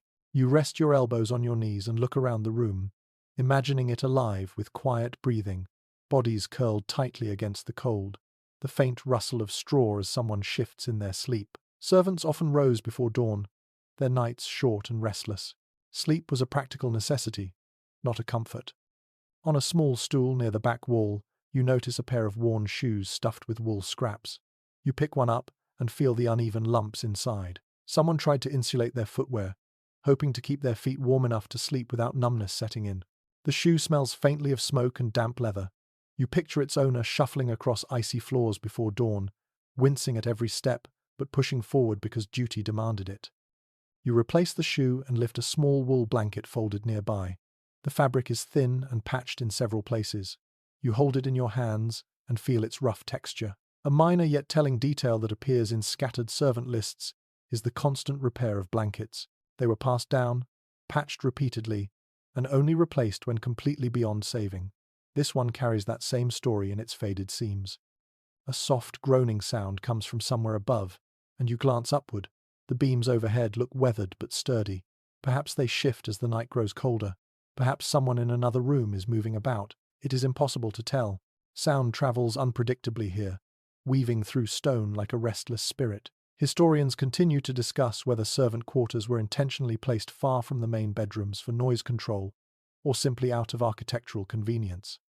The truth may never be certain, and standing here, hearing the murmurs of distant movement, you understand why. You rise from the bench and walk slowly down the row of pallets. Each one carries a memory of someone tough, someone resilient, a young boy tasked with tending fires at dawn, a girl who scrubbed floors until her hands cracked, a cook who slept only a few hours between preparing feasts, a guard too tired to remove his boots. Their warmth, their exhaustion, their lives linger here in ways more vivid than in the noble chambers above. As you reach the end of the room, You place your hand on the final pallet. The straw here feels newer, less compressed. Perhaps a recent addition. Someone young or newly hired might have slept here, adjusting to the castle's relentless winter with a mixture of dread and determination. You straighten slowly and take a long breath. The cold here feels different from the cold near the noble rooms. Less polite, less disguised. It presses against your ribs as if testing your resolve. This was the cold of duty, of long days, of survival without luxury. You turn toward the door, letting your hand linger on the rough wood for a moment. Servants carried this weight every night, their sleep shaped not by comfort but by necessity. You step back into the corridor and feel the castle exhale a chill that winds through your cloak. Ahead lies another layer of night, another set of rooms, waiting to reveal how different people endured the same unforgiving cold. You ascend a narrow flight of stairs now, leaving the servants' quarters behind as the air thins and sharpens. The cold feels different here, not harsher exactly, but deeper, as if it comes from within the stones themselves. When you reach the landing and push open a plain wooden door, the shift in atmosphere is immediate. The room beyond is spare, orderly, and almost reverent in its simplicity. Tonight, you step into the sleeping world of monks and nuns, people who embraced the cold not only as an inconvenience but as a teacher. You move quietly, as though afraid to disturb the stillness. The chamber has no tapestries, no heavy blankets draped across beds. Instead, rows of narrow cots line the walls, each one exactly like the next. The austerity presses gently against you, not unkind but deliberate. A commonly accepted point among scholars of monastic life is that religious communities prioritized spiritual discipline over physical comfort. Warming fires were tightly controlled, personal luxuries discouraged. Cold was part of the daily rhythm. You kneel beside the first cot. The mattress is thin, filled with straw that feels tightly packed under your palm. The linen covering it smells faintly of herbs and clean air. The blanket folded at the foot is surprisingly modest, a single layer of wool with little embellishment. You imagine a monk lying here in winter, his body curled slightly under the weight of prayer and labor. Sleep, for him, was a pause, not a retreat. You stand and walk toward the tall, narrow window at the far end of the room. Frost rims the edges, catching moonlight in silver patterns. You press your fingers lightly against the glassless opening, and the cold rushes through, biting quickly. In some monasteries, windows like this were left intentionally open to remind residents of the world's harshness. You pull your hand back, imagining a line of robed figures settling into bed at sunset, accepting the cold as part of their devotion. A small wooden stool sits near one of the cots. On it rests a folded garment, a thick wool robe, plain but warm. You lift it carefully. The fabric is coarse, woven to last rather than to comfort. It feels heavy in your hands, grounding. A curious little observation found in a few monastic records hints that some communities allowed extra layers during exceptionally harsh winters, but others adhered strictly to their rules, believing that enduring cold strengthened humility and discipline. You lower the robe, feeling a subtle ache for the people who once trusted endurance more than warmth. You move toward the opposite wall and notice a small alcove that holds a single candle holder. The candle within is short and thick, its wick long extinguished. You touch the wax. It is cold, smooth, and slightly dusty. Light in these rooms was limited, often extinguished soon after evening prayers.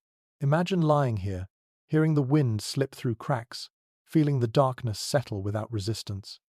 You can almost hear quiet breathing, the rustle of robes as bodies shifted beneath thin blankets, the subtle collective exhale of an entire community surrendering to night. A soft creak cuts through the quiet. You glance upward. The wooden beams overhead shift with the temperature, murmuring like an old choir. Sound in monastic spaces carried differently. Some researchers argue that the uniformity of the architecture created a strangely amplified silence, where every small noise seemed magnified. Others suggest that the cold dulled sound, making the nights deeper and quieter. Standing here, you feel torn between both ideas, the chamber holding its secrets like a closed book. You approach another cot and sit gently at its edge. The bed barely dips beneath your weight. You picture a nun rising before dawn, perhaps to attend the first prayers of the day, her body stiff from cold sleep yet steady with purpose. Many monastic rules emphasized waking at specific hours through the night, breaking rest into intentional intervals. The cold would have made each rising more difficult and more meaningful. You reach down and lift the blanket folded at the foot of this cot. The wool feels rougher than the blankets in the noble chambers and thinner than those in the servants' quarters. Still, when you drape part of it over your arm, the faint warmth of its weave surprises you. Even simplicity has its comforts. A single layer of wool can feel like a shield when paired with discipline and routine. A small shelf near the door holds a few personal items: a wooden rosary, a worn book of psalms, a piece of folded parchment. These objects feel deeply human in this cold, orderly room. You touch the rosary lightly. The beads are smooth, warmed by countless hands before you. You imagine someone whispering quiet prayers under the blanket, letting faith be the warmth that stone walls refuse to provide. You walk back toward the center of the chamber and listen carefully. The silence here is thick, but not empty. It holds memories of nightly rituals, whispered blessings, soft steps padding to and from early morning vigils, the gentle rustle of robes. You imagine the sound of feet on stone as monks walked in darkness to cold chapels, candles flickering in their grasp. The cold was a companion on that journey, a reminder of devotion's cost. You look once more at the uniform rows of cots. Each one speaks of humility. Each one holds the story of someone who believed in turning discomfort into something sacred. The simplicity feels both stark and calming. In a strange way, the cold here feels more intentional, less hostile, as if the people who lived in these walls learned to carry their own warmth, trusting in routine and purpose more than in blankets or fires. You step toward the door, your breath forming a soft cloud before dispersing. Before leaving, you glance back at the rows of quiet beds. The faint moonlight spills across them like a final benediction. You feel a small shiver as you step into the corridor again, but it is not only from the cold. It is from the memory of a world where people met winter with discipline rather than fear, where sleep was humble, shared, and woven tightly into a life of devotion. Ahead, the castle waits with another chamber, another kind of cold, and another way humans learned to endure the long medieval night. You descend the next staircase slowly, feeling the air tighten with every step. It is colder here, colder than you expected, as though the castle is preparing you for something heavier than its usual winter bite. When you reach the bottom, the corridor narrows and tilts slightly downward, guiding you into a part of the fortress that feels far from comfort or routine. This is the part of the castle built for crisis. Tonight, you enter the world of deep winter siege, when cold was not simply uncomfortable, but a relentless enemy pressing from both outside and within. You push open a stout wooden door braced with iron bands. The hinges groan softly, and the sound echoes through the dim chamber beyond. Your breath clouds instantly in the air. The room is sparse, a few pallets pushed together, barrels stacked against the walls, and a single narrow window slit covered by a wooden shutter that trembles in the wind. You step inside, letting the starkness settle over you like a heavy mantle. Imagine this castle in the grip of a siege, supplies running low, fires rationed carefully, doors barred, the cold settling more insistently with each passing night. A widely noted observation in medieval chronicles is that winter sieges were often fought as much against hunger and freezing temperatures as against enemy armies. You feel that truth now in the biting air. You walk toward the pallets. They are jammed tightly together, leaving little space to move. You press your hand onto one, feeling the uneven stuffing inside. The straw is flattened, nearly brittle. You imagine the people who huddled here, guards, servants, perhaps even members of the noble household, forced to abandon warmer rooms closer to the walls. During a siege, the outer chambers were too dangerous. A stray arrow through a window or a breach in the wall could mean death. So everyone moved inward, deeper into stone that was safer but colder. You lift one of the blankets draped across a pallet. The fabric feels stiff, edged with frost. You shake it gently, and a faint dusting of icy crystals falls away. You picture a winter so cold that blankets themselves froze lightly overnight, and the first breath of morning had to warm them before they could wrap properly around a body. Some fortress accounts describe exactly that: linens stiff in the dawn light, refusing to bend until warmed by human hands. You turn toward the barrels stacked against the wall. Their wooden sides are dark and swollen from moisture. Perhaps these stored grain, dried fish, or even salted meat. During a siege, every resource had to be guarded fiercely. People slept near food stores not only for convenience but to prevent theft or spoilage. You run your fingers along the barrel, feeling its cold solidity. You imagine someone leaning against it for warmth, simply because it blocked the wind better than the open floor. A faint noise drifts through the shuttered window. Not wind this time, but something deeper, heavier. You pause, listening. In a siege, nights carried strange sounds. The distant thud of a siege engine, the muffled clang of metal, the strained voices of watchers calling warnings from the ramparts. Whether the castle was under attack or standing in uneasy silence, the cold made every sound sharper, more ominous. You exhale slowly, and your breath curls upward like a ghost escaping your lips. You move toward the window and ease the shutter open just a sliver. The air that rushes in feels like a slap. Bitter, immediate, almost cruel. You see only darkness outside, but you imagine the world beyond. Snow blanketing the fields, enemy fires smouldering in the distance, shadows shifting between tents and siege towers. You quickly close the shutter, trapping a little of the cold outside once more. You sit on one of the barrels and let the silence thicken around you. The people who slept here faced nights when fires had to be rationed to save fuel, when cooking became a luxury and warmth a memory. A curious detail mentioned in one set of winter siege accounts describes people heating small stones in the kitchen fire and passing them from hand to hand during the night because there was not enough fuel to warm the room itself. You can almost see that scene unfolding here, the faint glow of a single coal shared like a treasure. You glance toward the corner of the chamber and notice a crude brazier made from a repurposed iron pot. It sits empty now, but scorches on the stone floor beneath it reveal where it once burned too hot, too quickly. Someone must have tended it through long nights, frightened of letting it go out but equally afraid of letting it burn too fiercely. Fuel shortages made every coal matter. Even smoke could become a problem, trapped in sealed rooms with few vents open for fear of letting in enemy arrows. You crouch down beside the brazier and touch the rim. It is gritty with soot, cold enough to sting. You imagine someone crouched exactly where you are now, wrapped in a cloak, praying the embers would last until morning. They would have held their hands close without touching, warming, aching fingers, whispering reassurances to themselves or the people nearby. You think about how much comfort a few glowing coals could offer in the darkest hours of a siege. You rise and walk slowly toward the pallets again. The tight spacing suddenly makes sense. When warmth was scarce, bodies became the most reliable radiator. People slept in clusters, sometimes 4 or 5 pressed together, sharing their heat to stretch survival another night. You picture that scene vividly. Whispers in the dark, arms curled around shoulders, the shuffle of someone shifting in discomfort, but unwilling to break contact with the person beside them. Closeness was not only emotional, it was practical.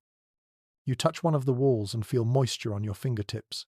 The stone sweats in winter, releasing dampness that seeps into bedding and clothing. During sieges, when fires could not be kept blazing, this damp became a serious problem.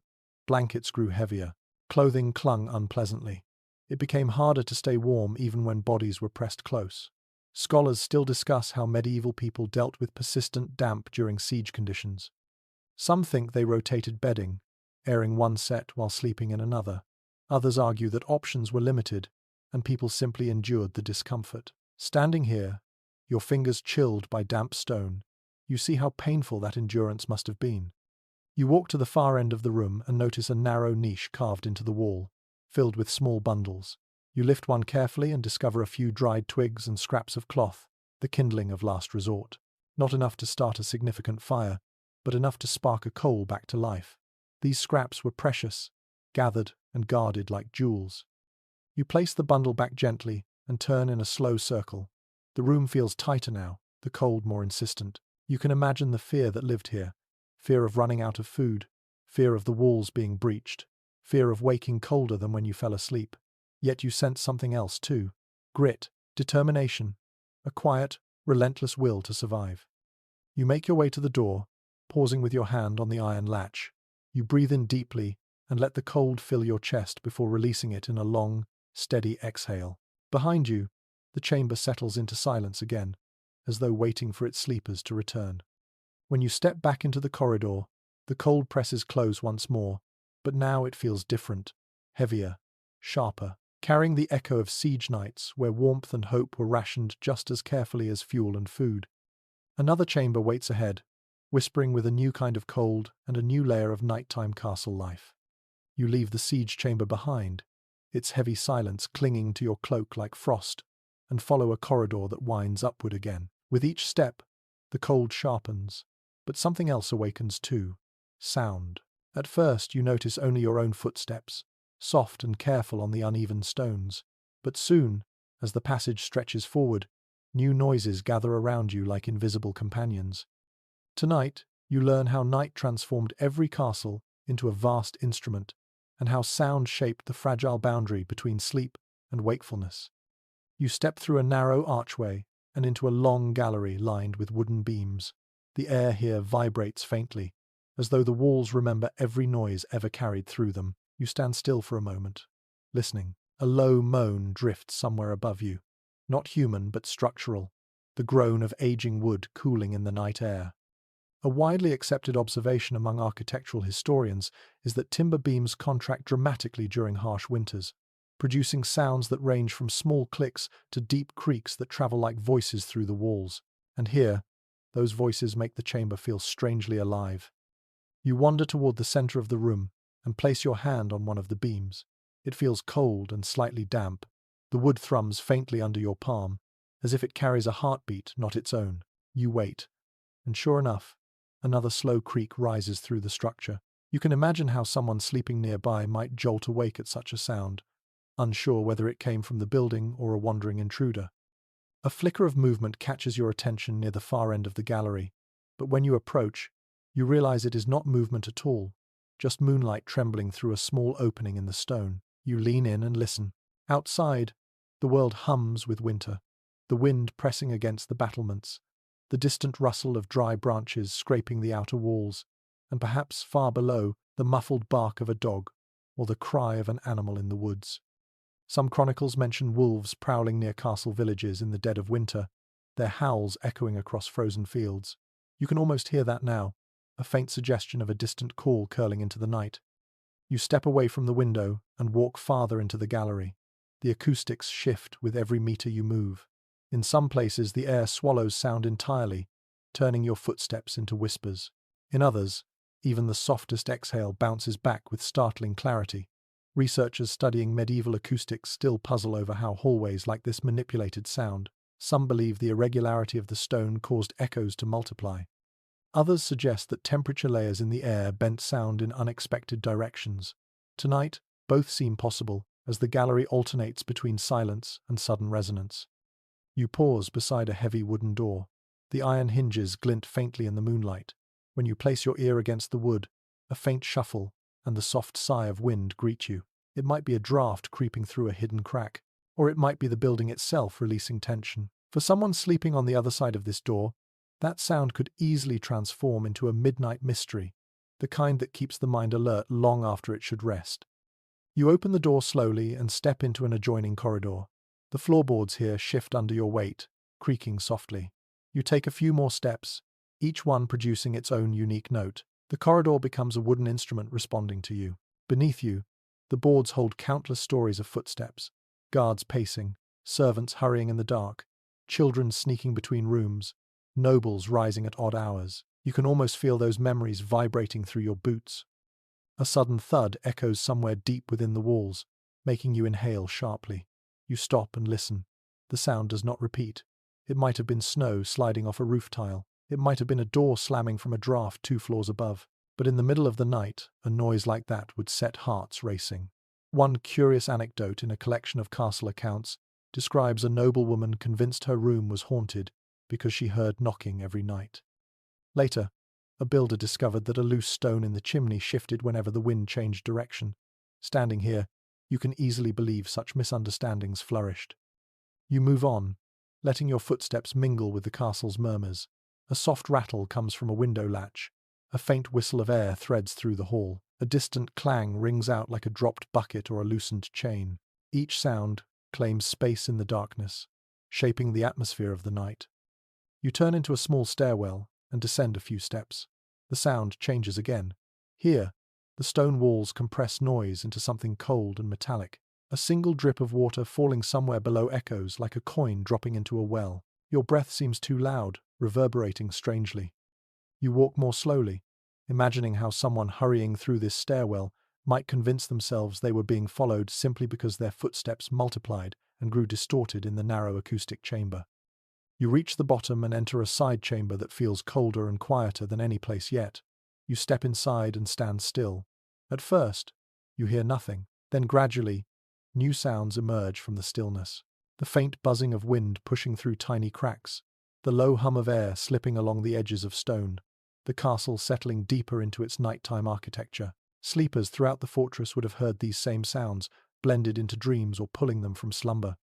You sit on a low bench, letting your senses adjust. The darkness feels thick, yet the castle's noises move through it like threads of silver. You imagine lying in bed in one of the rooms above, listening to this constant whispering. Every creak, every gust, every vibration carried its own meaning, some comforting, some unsettling. Night in a medieval castle was never silent. It was alive with sound, all of it shaped by cold stone, wooden beams, and the restless winter outside. You close your eyes for a moment and listen again. Somewhere far away, another creak answers your breath, another thud, another sigh of wind. The noises echo into one another, forming a strange music only the night can compose. You rise slowly, letting the bench groan under your movement, and step back into the corridor. The castle's soundscape follows you like an invisible escort, reminding you with each step that sleep here was always punctuated by the restless language of stone and winter. Ahead, the corridor curves once more, leading you toward the next chamber where warmth and discomfort take on an entirely different form. You follow the corridor deeper into the castle until the air grows heavier, edged with a scent you recognize before you fully step into the next chamber, a faint mixture of mustiness, old clay, damp wool, and something sharper that sits just beneath it. When you push open the door, you enter a room that feels strangely warmer than the last, but only because the air here has nowhere to go. Tonight, you learn how medieval people balanced warmth against sanitation, and how the struggle between comfort and cleanliness shaped the air they breathed while they slept. You stand still for a moment. The room is small, tucked deep within the stone walls, where drafts rarely wander. Unlike the lofty chambers above, this space traps everything: heat, scent, moisture, breath. A single bed sits against the inner wall.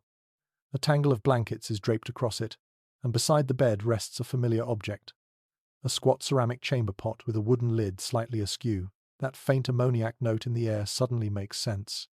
You walk toward the bed, your boots sinking lightly into rushes scattered on the floor. The rushes smell of dried grass and old herbs, lavender, perhaps mint, but they also carry a stale undercurrent that comes from long use. A widely recognized reality in medieval domestic life is that rushes absorbed everything: dirt, spills, soot, and body odors. They provided softness and insulation, but they also trapped the less pleasant side of living in a world without plumbing. You kneel and lift a handful of the rushes. They crumble slightly in your palm. Someone spread these months ago, thinking they would mask the smell of a chamber shared by several people. You drop them gently and rise again. Your eyes drift toward the chamber pot. You crouch beside it and lift the wooden lid. Even empty, the pot carries a faint tang. You let the lid fall softly back into place.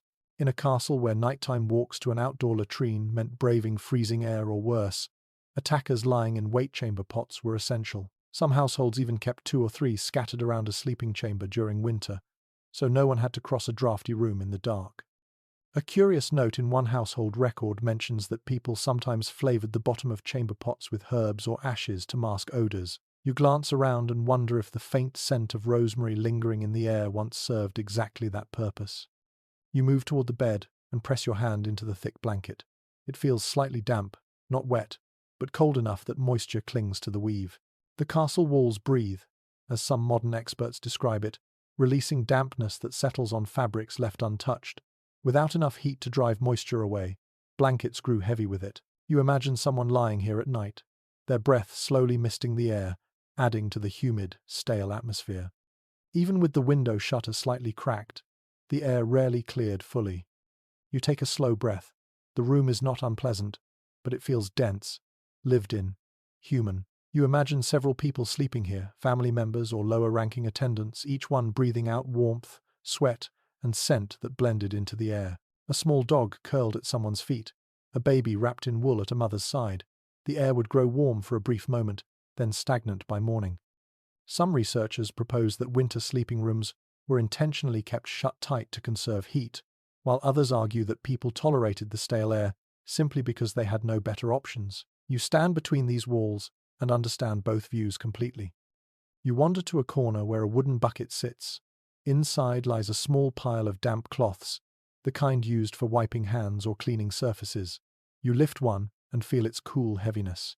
Without fireplaces in every room, cloths dried slowly. Sometimes they never fully dried until taken back to the great hall's fire the next day. You drape it back into the bucket and imagine how many surfaces were cleaned with partially damp cloths, leaving behind faint traces of the day. Your gaze shifts to a small niche carved into the wall, where someone has placed a handful of herbs tied in a bundle. You take the bundle and raise it to your nose. The scent is weak but pleasant. Sage and bay, maybe. People hung herbs like these to combat odors, but also because they believed aromatic plants purified air or protected against illness carried by bad vapors. Even though the science was flawed, the instinct makes sense in this air, thick with warmth and trapped breath. You replace the herbs gently. You approach the window slit next. The shutter is partially open, and a thin blade of cold air slices into the room. Immediately you feel a change. The air freshens, gaining movement, losing some of its heaviness. But the cold it brings is brutal. If you leave the shutter open too long, the entire room will freeze. You quickly close it again, understanding now why medieval sleepers constantly negotiated between fresh air and survivable temperature. A soft shift of wood draws your attention to the bed. You sit carefully on its edge. The blanket beneath you feels rough and a little stiff. You imagine someone lying here, pulling the covers close to their chin, comforted and irritated by the mixture of warmth and smells around them. You imagine coughing in the night, or a child waking and using the chamber pot while others groaned and rolled over. You imagine the smell of wool, sweat, dried herbs, stale rushes, and cooling stew drifting in from a nearby hall. Medieval nights rarely smelled clean, but they smelled lived. You run your hand along the wall and feel condensation on your fingertips. The stone is colder than your skin, yet damp. Moisture collects here constantly. When people slept close to the wall, their blankets absorbed that dampness, chilling them from the side. One recorded remedy recommended hanging a spare cloak along the wall to create a barrier simple, effective, and likely invented through trial and error rather than documented expertise. You step back from the wall and look around the room. It is far from immaculate, but far from filthy. It is simply human, an honest reflection of life without pipes, vents, disinfectants, or thermostats. Nights were not sterile. They were warm, messy, fragrant with life, and strangely comforting. You walk to the doorway and rest your hand on the frame. Before leaving, you take one last slow breath, letting the layered scents settle in your lungs. This room reminds you that warmth always came with compromise. People traded clean air for survival, fresh scents for insulation, spacious rooms for closeness, and somehow, it worked. You step back into the corridor as the cold eases its way across your skin, sweeping away the density of the room behind you. Ahead lies another chamber, where belief and medicine intertwine, shaping how people understood the cold itself. You move on through the hallway, feeling the cold return in full strength now that you've stepped outside the dense, lived-in air of the last chamber. The chill feels almost refreshing at first, sweeping through your cloak like a rinse of winter water. But as you travel deeper into this part of the castle, the cold seems to sharpen its teeth again. The corridor turns, and a wooden door waits at the end, slightly ajar. You push it open and enter a room that feels different from all the others, not because it is warmer or colder, but because it hums with a quiet tension, as though knowledge itself lingers inside the walls. Tonight, you step into a space shaped by medieval medicine, by humors, by theory, and by beliefs about how cold and sleep intertwined. The chamber is small and tidy. Shelves line the walls, holding jars, bundles of herbs, folded cloths, and a few strange-looking tools whose exact uses you can only guess at. In the corner sits a modest bed, similar to those in the servants' quarters, but placed here with intention rather than necessity. You run your fingers along the blanket. It is slightly thicker, woven with more care, as though someone believed good sleep mattered here in a special way. A small table holds a set of parchment sheets, each one stained lightly with ink. You lift the top sheet and see lines of tidy handwriting describing the balance of hot and cold, wet and dry ideas central to medieval theories of health. A generally known principle from that era is that people believed sickness came from imbalances in the body's four humors: blood, phlegm, yellow bile, and black bile. Cold, they thought, encouraged the accumulation of phlegm, making winter a dangerous season for sleep and health alike. You set the parchment back down and glance at a jar filled with dried rose hips. These were used to combat cold humours, boosting warmth from within. You lift the jar and swirl its contents gently. The earthy, slightly sweet scent rises toward you. Next to it lies a pouch of camphor, used to stimulate breathing and clear stagnant air. You imagine a medieval healer preparing small remedies from this very table, urging patients to warm their bodies before sleep, to drink spiced wine or herbal broth, to wear caps and keep their feet well covered. You move toward the bed again and sit lightly on its edge. The room feels cold, but not unbearably so. Its air is cleaner than the chamber potroom. Herbs in bundles above the window lend a faint fragrance of thyme and fennel. You picture someone lying here late at night, a sick member of the household, or a monk whose duties included tending the ill. Their sleep would be fragile, shaped by the belief that cold air could creep into the body and upset its delicate balance. Your fingertips brush the wall, and you feel the familiar dampness of stone. But here, someone has hung a thin curtain along the lower half of the wall, likely to protect a patient from the shock of direct cold. You tug the curtain aside gently. Behind it, the stones glisten faintly. You let the fabric fall back into place and consider how small interventions like this became part of medieval healthcare.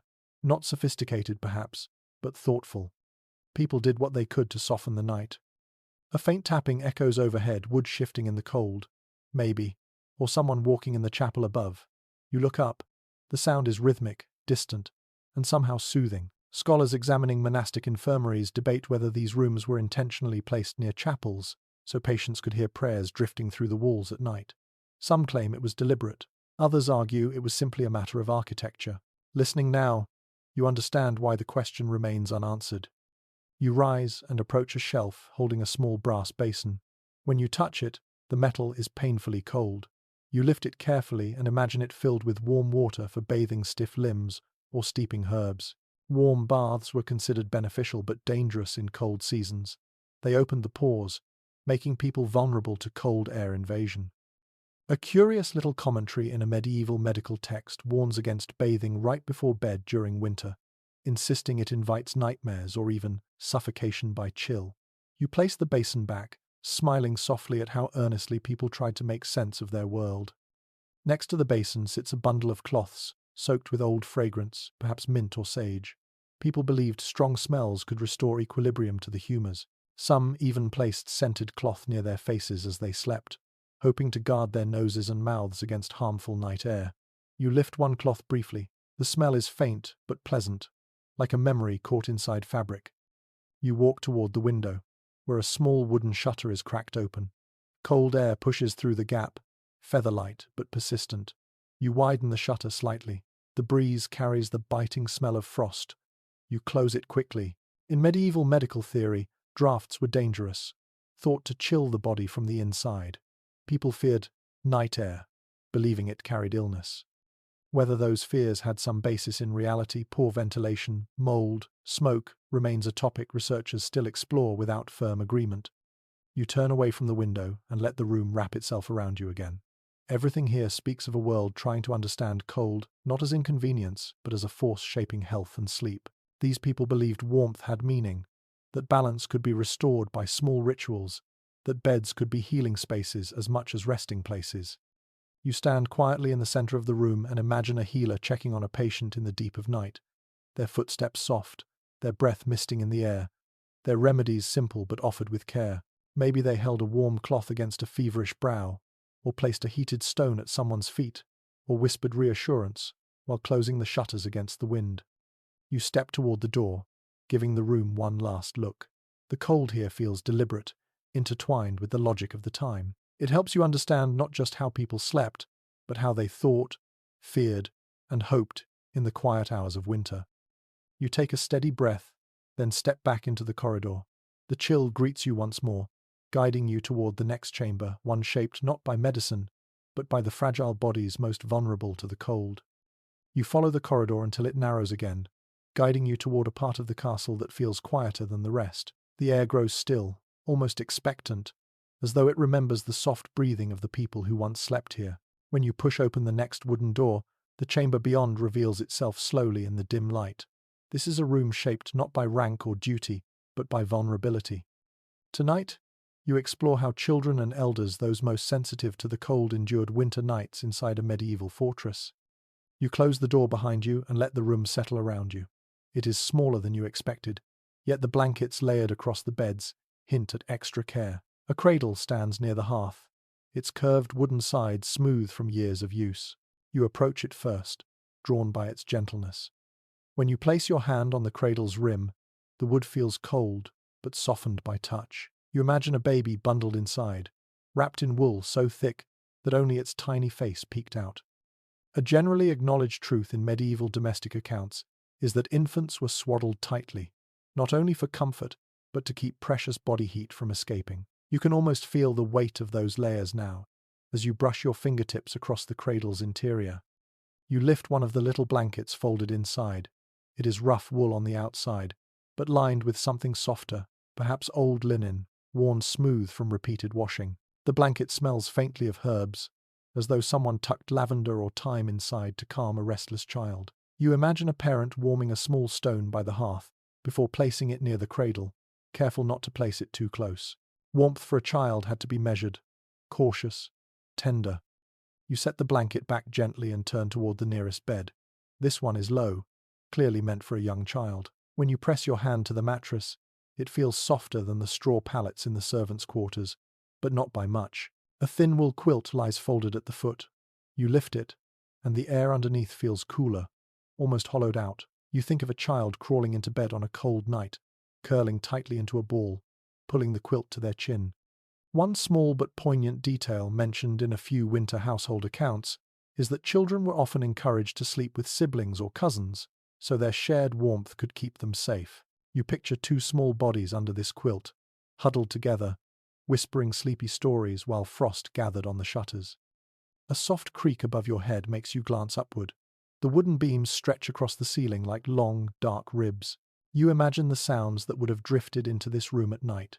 Wind sliding through cracks, distant footsteps on the floorboards above, the muted murmur of adults by the fire. Children may have been frightened by these noises, yet also comforted by their presence, proof that life moved on around them. Scholars examining childhood in medieval households still discuss whether children slept separately or simply blended into the general sleeping arrangements. Evidence varies, leaving room for both closeness and separation to have existed depending on the household. You move toward the far bed, larger and built to hold an elder. The blanket here is heavier, layered 2 or 3 times. You place your palm on the topmost layer. The wool is dense, almost stiff, but carries a faint soaked-in warmth that lingers deep in the fibers. Elderly people in medieval castles faced winter with unique challenges. Their joints stiffened in the cold, their breath grew shallow, their sleep lightened, and their bodies struggled to generate the heat needed to stay comfortable through the night. You sit gently on the edge of the bed. The mattress sinks slowly, resisting at first before yielding. A cane leans against the nearby wall, its wooden shaft polished smooth where a hand once gripped it daily. You pick it up and feel its weight. The handle is shaped to fit a familiar palm. You place it back where it belongs and imagine its owner shuffling toward this bed each night, grateful for the steady support under their tired fingers. A bowl rests on the small table beside the bed. Inside it lies a cloth, thin but neatly folded. You lift it and immediately feel how cold it is. Perhaps it was once soaked in warm water and used to ease aching joints. Maybe it was steeped with rosemary or fennel, herbs believed to encourage circulation. You imagine an elder pressing it to their knees before trying to sleep, hoping to quiet the pain long enough to drift into rest. As you explore the room further, you notice a bundle of dried lavender tied above the window. The scent is faint, but calming. Many households hung herbs not only to freshen the air, but to help soothe uneasy sleepers. You close your eyes for a moment and imagine a restless child staring at that bundle while drifting into dreams, comforted by its presence. Or perhaps an elder breathing it in slowly, letting its fragrance guide them into peace. You open the window shutter just a crack. A blast of cold air slices in, startling you back to alertness. You quickly shut it again. For people in this room, a cracked window at night could mean real danger. Children coughing from the chill, elders waking with stiff limbs or shivering fits. Researchers continue to debate how often medieval households aired out sleeping rooms in winter. Some believe fresh air was valued for health. Others argue that bitter cold made such practices rare. The truth likely shifted with circumstances, needs, and the personalities of those who lived here. You walk toward the hearth next. Though the fire is long dead, the ash inside still holds the faint scent of burned wood. You crouch and touch the edge of the hearthstone. It is frigid now, but at night it would have glowed softly, warming the room's center. A single fire rarely heated an entire chamber, but for children and elders, even a small ember offered comfort. You imagine someone tending this fire carefully, perhaps a mother rising in the night to add small sticks, or a dutiful grandchild waking early to coax warmth from the ash. You stand and let your eyes sweep the room one more time. Every detail here speaks of care. The layered blankets, the herbs tied in bunches, the cradle placed near the hearth, the cushion added to the elder's stool. This room is not luxurious, but it is thoughtful. It holds the traces of those who once depended on others for warmth, safety, and a gentle hand. You walk back to the cradle and rock it once, lightly. The wood creaks softly, steady and calm. You feel a surprising warmth bloom in your chest, not from the room, but from the imagined lives it once sheltered. You step toward the door, pausing with your hand on the latch. Behind you, the chamber rests in a hush as soft as a lullaby. Ahead, the corridor waits to pull you back into the castle's cold breath.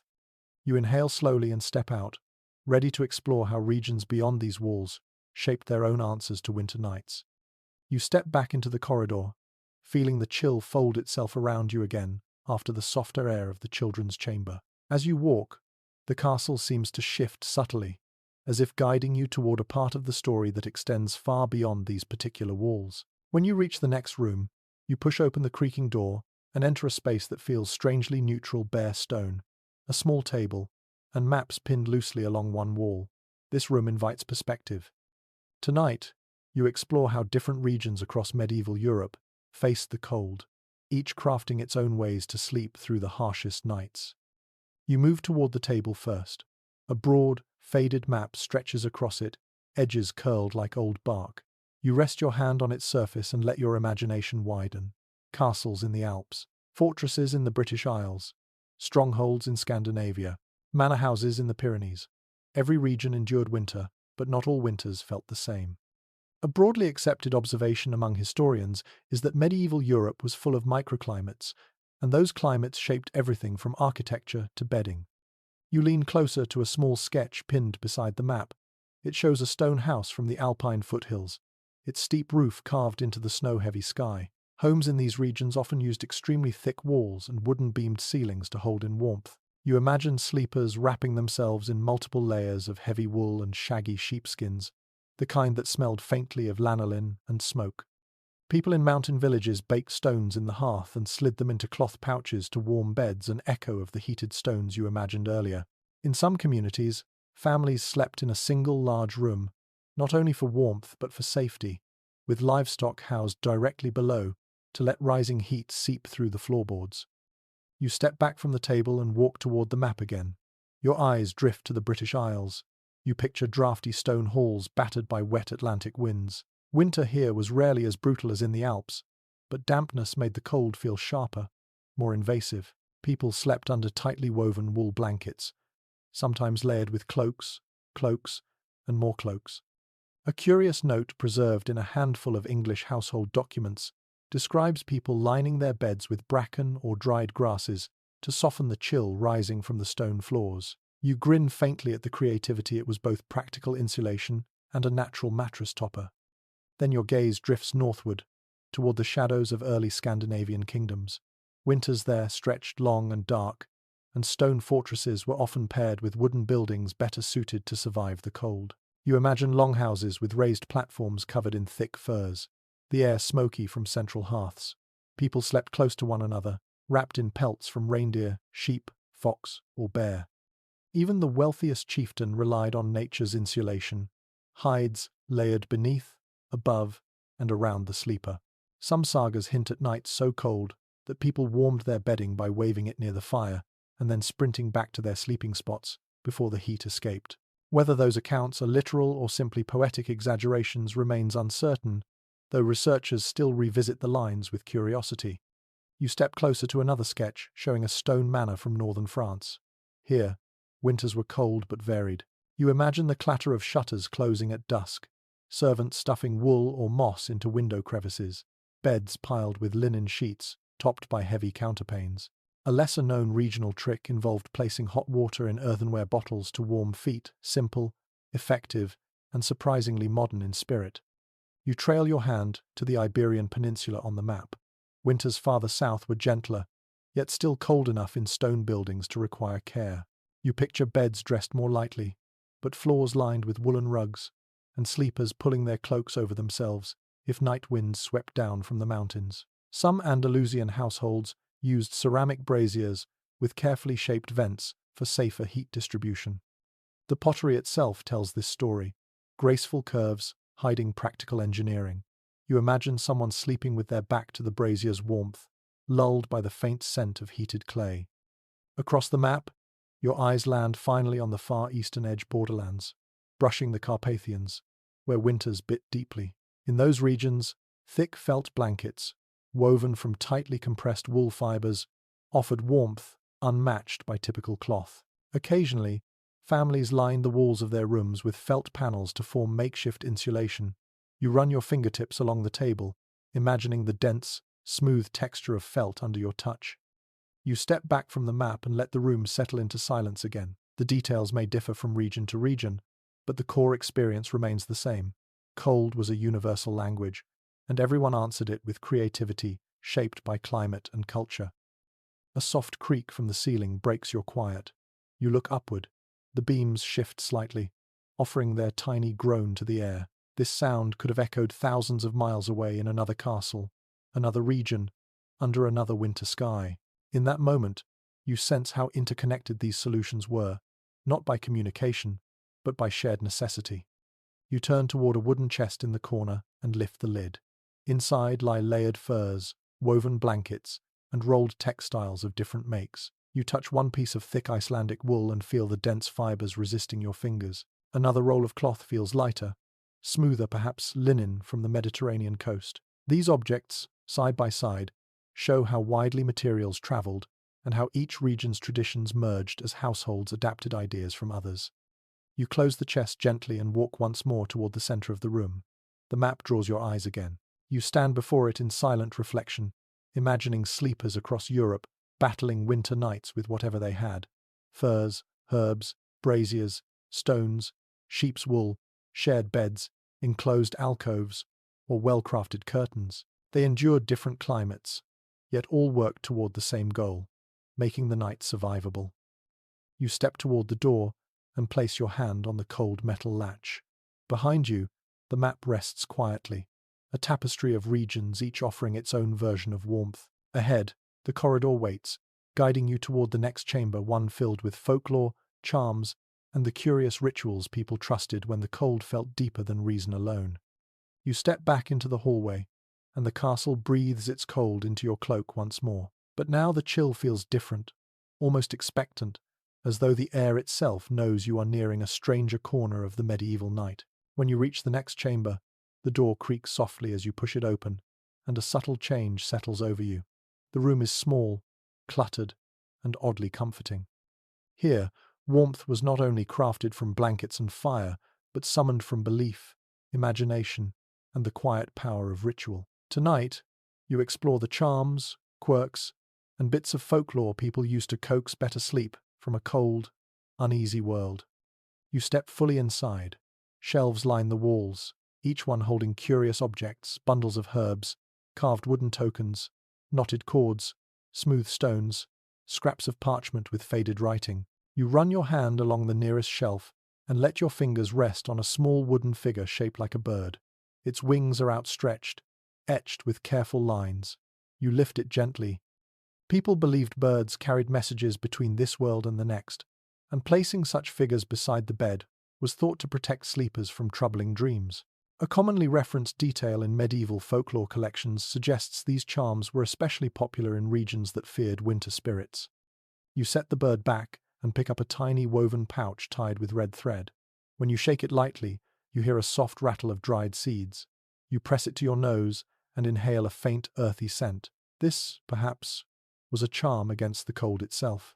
Some communities believed that seeds blessed during harvest could carry warmth into winter. Whether people took this literally or symbolically remains unclear, though folklorists still debate how seriously families relied on these bedtime charms.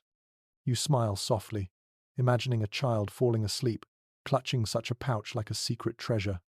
You move to the next shelf, where a smooth, palm-sized stone rests. It is polished to a dull sheen by countless fingers. You lift it and feel the cool surface warm slowly in your grasp. In some villages, people believed certain stones retained not only heat from fires but also good dreams. They placed them beneath pillows or near their hearts, trusting that the stone would ward off nightmares. You hold it for a quiet moment, imagining someone gripping it tightly during a bitter night, whispering a small prayer before drifting into sleep. A faint rustle makes you turn. A bundle of dried herbs hangs near the ceiling, stirring ever so slightly in the draught. Lavender, rosemary, and mugwort tied together with twine. You stand on your toes to examine them. These herbs appear in countless historical manuscripts as guardians of peaceful sleep. Lavender calmed the mind. Rosemary strengthened the spirit. Mugwort invited meaningful dreams. The scent is faint now, but you can imagine it enveloping the room long ago, floating through the air like invisible threads of comfort. You lower your hand and drift toward the small bed tucked into the corner. It is narrow, with a single wool blanket draped carelessly over it. But the headboard holds something unusual. Small carvings etched into the wood, repeating symbols that look like twisting vines and tiny stars. You run your fingers along them. In many medieval households, families carved protective motifs onto bed frames to keep harmful spirits away during sleep. A curious fragment from a rural diary describes someone tracing such symbols nightly before bed to keep the frost from climbing into the bones. You can almost picture them doing it, slow and deliberate. You sit gently on the bed and notice a small wax tablet resting on the blanket. Its surface is scratched with letters that fold into one another, forming what might have once been a charm or whispered prayer. You lift it, feeling the grooves beneath your thumb. Wax tablets were used for writing in daily life, but sometimes they carried secret inscriptions meant to influence sleep, simple hopes pressed into wax, dreams of warmth, safety, or absent loved ones. Whether this particular tablet still holds meaning, you cannot know, but you sense the quiet sincerity embedded in its marks. A sudden low whistle of wind presses against the shuttered window, drawing your attention. You stand and approach the window. Hanging beside it is a braided cord, knotted several times along its length. You take it in your hand. Knotted cords like this appear in various folklore traditions, believed to catch drafts or trap bad luck before it entered the sleeping space. Some even tied knots to capture nightmares and untied them at dawn to release them harmlessly into the morning air. You lift the cord slightly, imagining someone doing this nightly, trusting the ritual to keep darkness at bay. You release the cord and turn your gaze to a small clay jar sitting on the windowsill. Inside rests a single clump of wool, stained slightly pink from old dye. People often placed wool near windows to test for drafts, but in some regions it served another purpose, absorbing unwanted spirits or cold blessed air. Strange as it sounds, one passing mention in an herbal manuscript insists that wool of the hearth sheep kept the sleeper warm in spirit as well as body. Whether symbolic or sincere, the idea lingers with a kind of quiet charm. You walk back toward the center of the room, letting the collection of charms and tokens envelop you in their gentle oddity. You imagine a family using these objects as anchors in the night. Children tucked beneath wool blankets holding carved birds or seed pouches. Adults hanging herbs near beds. Elders whispering protective words before closing their eyes. Comfort was scarce. Imagination filled the gaps. As you stand there, the room seems to warm a little, not physically, but emotionally. Folklore lives where fear and hope meet, and medieval nights were full of both. People found comfort in small rituals, in tangible symbols of protection, in the belief that the night could be shaped by intention as much as by fire or blankets. A beam above your head creaks suddenly, and the sound settles into the stillness of the room. You imagine how these noises once mingled with whispered charms, with the smell of herbs, with the soft rustle of bedsheets. Every night held a mixture of the practical and the mysterious. You take a slow breath and walk toward the door. Before leaving, you look back at the shelves one last time. Every object, stone, herb, carving, knot, seems to glow faintly in the dim light, a reminder of the countless small comforts people created to protect their dreams. When you step into the corridor again, the air grows colder, but the memory of that charming, quirky chamber lingers around you like a soft, invisible shawl. Ahead lies another room, one shaped by scholars, debates, and the difficulty of uncovering what medieval comfort truly felt like. You step back into the corridor, drawing your cloak tighter as the air cools once more, sharper now after the cozy strangeness of the folklore chamber. The castle ahead feels quieter, more thoughtful, as if the stones themselves are bracing for a different kind of exploration. When you push open the next heavy door, the room revealed is nearly empty. No charms, no blankets, no warm scents. Just a table, a chair, and scattered parchment weighed down by stones. Tonight, you enter a space shaped not by daily life, but by questions. This is the room where modern scholarship meets medieval winter, where the truth of cold and comfort is both clearer and more mysterious than ever. You walk toward the table and rest your hands on the worn wood. Several loose sheets lie upon it, edges curled, ink faded. You pull one closer.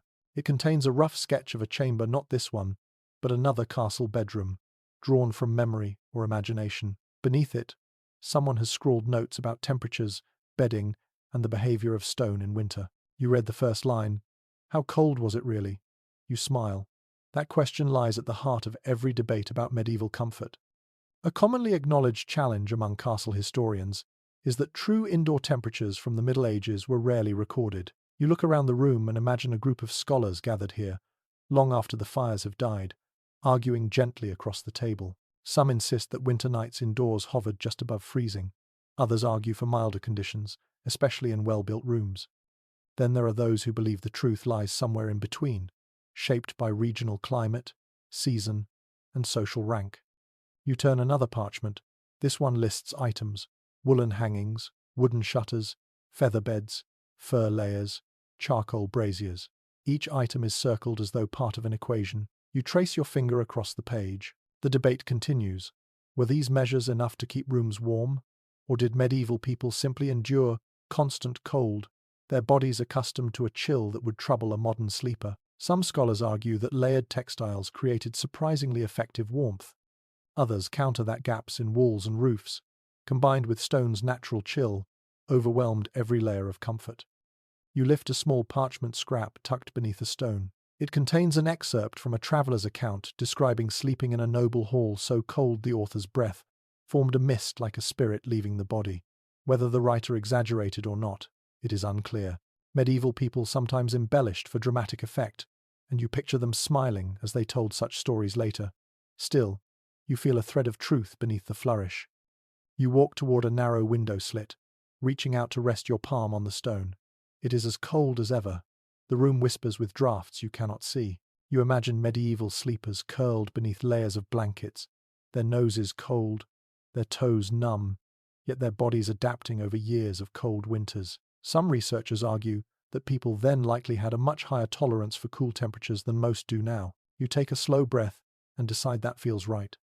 Your body shivers a little, despite your layers. You turn back toward the table and lean over another parchment filled with notes. This one addresses bedding practices. If a bed had 5 layers, did it trap heat or simply compress? A simple question. Yet the arguments continue. Textile experts claim the layers worked remarkably well when combined with bed curtains. Architectural historians argue that drafts from windows and doors cancelled out much of that warmth. Medicine scholars remind everyone that ideas of healthy sleep differed drastically between then and now. And you, standing amidst their imagined voices, feel the tug of each perspective. A sudden pop echoes from the timber overhead, a cold beam contracting, and you glance upward. The sound triggers another memory from the parchments, a marginal note describing how building noises contributed to the sense that castles were colder than they may have actually been. Some scholars suggest the psychological impact of constant creaking, howling winds, and echoing corridors exaggerated the sensory experience of cold. Others disagree, saying the physical temperatures alone justify every shiver described in historical accounts. You smile softly. Some debates refuse to settle. You sit in the lone chair and pull a larger sheet toward you. It shows a sketch of a winter scene. A family wrapped in blankets, a fire burning weakly, frost gathering on shutters. Underneath, someone has written, "Could comfort be measured, or only felt?" You run your thumb over the words. Measurements are modern obsessions: thermometers, insulation ratings, energy efficiency. Medieval comfort was more intuitive, more emotional. People recognized warmth not by number but by experience. The heaviness of blankets, the softness of fur, the glow on their skin when the fire welcomed them. A shifting whisper drifts from the hallway, a draft passing the door, and it reminds you of the many different ways scholars interpret such breezes. Some believe drafts made rooms intolerably cold. Others argue that small air currents helped keep fires safe. The lack of definitive evidence keeps the arguments alive, as lively as the crackle of a winter hearth. You stand again and walk to the back of the room, where one final parchment lies beneath a small stone. When you lift it, the faint dust outline shows it has been untouched for a long time. The page contains only a few lines. Comfort is relative. Warmth is contextual. Sleep is personal. The medieval night holds more mystery than certainty. You let those words settle into the air. They feel true. No single description can capture the wide range of experiences across centuries, climates, and social classes. The cold was real, but so was resilience. Warmth was scarce, but ingenuity was not. Some nights were miserable, others cozy, and the debate about which was more typical continues, rich with nuance and contradiction. You place the parchment back gently and look around the room. Though simple, it feels alive with questions, echoing with the quiet hum of human curiosity stretching across time. You take a deep breath and let the cold settle comfortably into your lungs for a moment. There is a kind of peace in this uncertainty. You turn toward the door, your hand brushing the wooden frame. Behind you, the parchments lie still, suspended in perpetual debate. Ahead, the corridor waits with its familiar chill, guiding you toward the final room, where this journey through medieval winter will fold into the warmth of your own modern bed. You step back into the corridor one last time, feeling the cold embrace you with a strange familiarity. By now, you have learned its voice, its moods, its quiet persistence. The stones beneath your boots echo softly as you walk, taking you toward a chamber that feels different from all the others. When you push open the door, a draft curls past you like a sigh, and the room beyond reveals itself in gentle moonlight. This is a place for endings, for reflection, for the slow return from medieval night to the warm comfort of your own world. You step inside. The space is simple. A single bed set beneath a narrow window, a wooden table with a small candle burned nearly to the base, and a cloak folded neatly across a chest. The room carries the faint scent of old wool, cooled ashes, and quiet. As you cross the floor, you feel the cold rise from the stones, gathering around your ankles, reminding you of every chamber you have passed through. But something here softens the air. Perhaps it is the stillness, or the way the moonlight rests on the blanket, like a touch of silver. You sit on the edge of the bed and run your hand across the fabric. It is coarse wool, just thick enough to offer comfort, but still tinged with the icy breath of the room. You imagine someone lying here long ago, pulling this blanket to their chin, listening to the wind press itself against the window. Knights, servants, children, elders, everyone in a castle faced nights like this, though each with their own mixture of fear, ritual, and hope. A widely referenced detail in historical accounts is that even well-fortified castles felt profoundly fragile during winter nights. Cold seeped into rooms, winds shook shutters, and darkness made every creak and whisper feel alive. You lie back slowly, letting your head rest against the flattened pillow. As you close your eyes for a moment, you picture the countless sleepers before you, some shivering beneath thin blankets, others sheltered by thick furs or heavy curtains, some gathered in crowded rooms, others isolated in private chambers, some warmed by braziers, others relying only on the heat of another body beside them. A curious little observation made by several medieval chroniclers notes that people often remembered winter nights more vividly than summer days. Cold sharpened memory. Cold etched itself into bone and story. You can feel that now as the room murmurs around you. A soft shift in the ceiling makes you open your eyes again. The beam above releases a gentle creak, a familiar chorus after your long journey through the castle. You listen to the sound, letting it settle the way a lullaby might.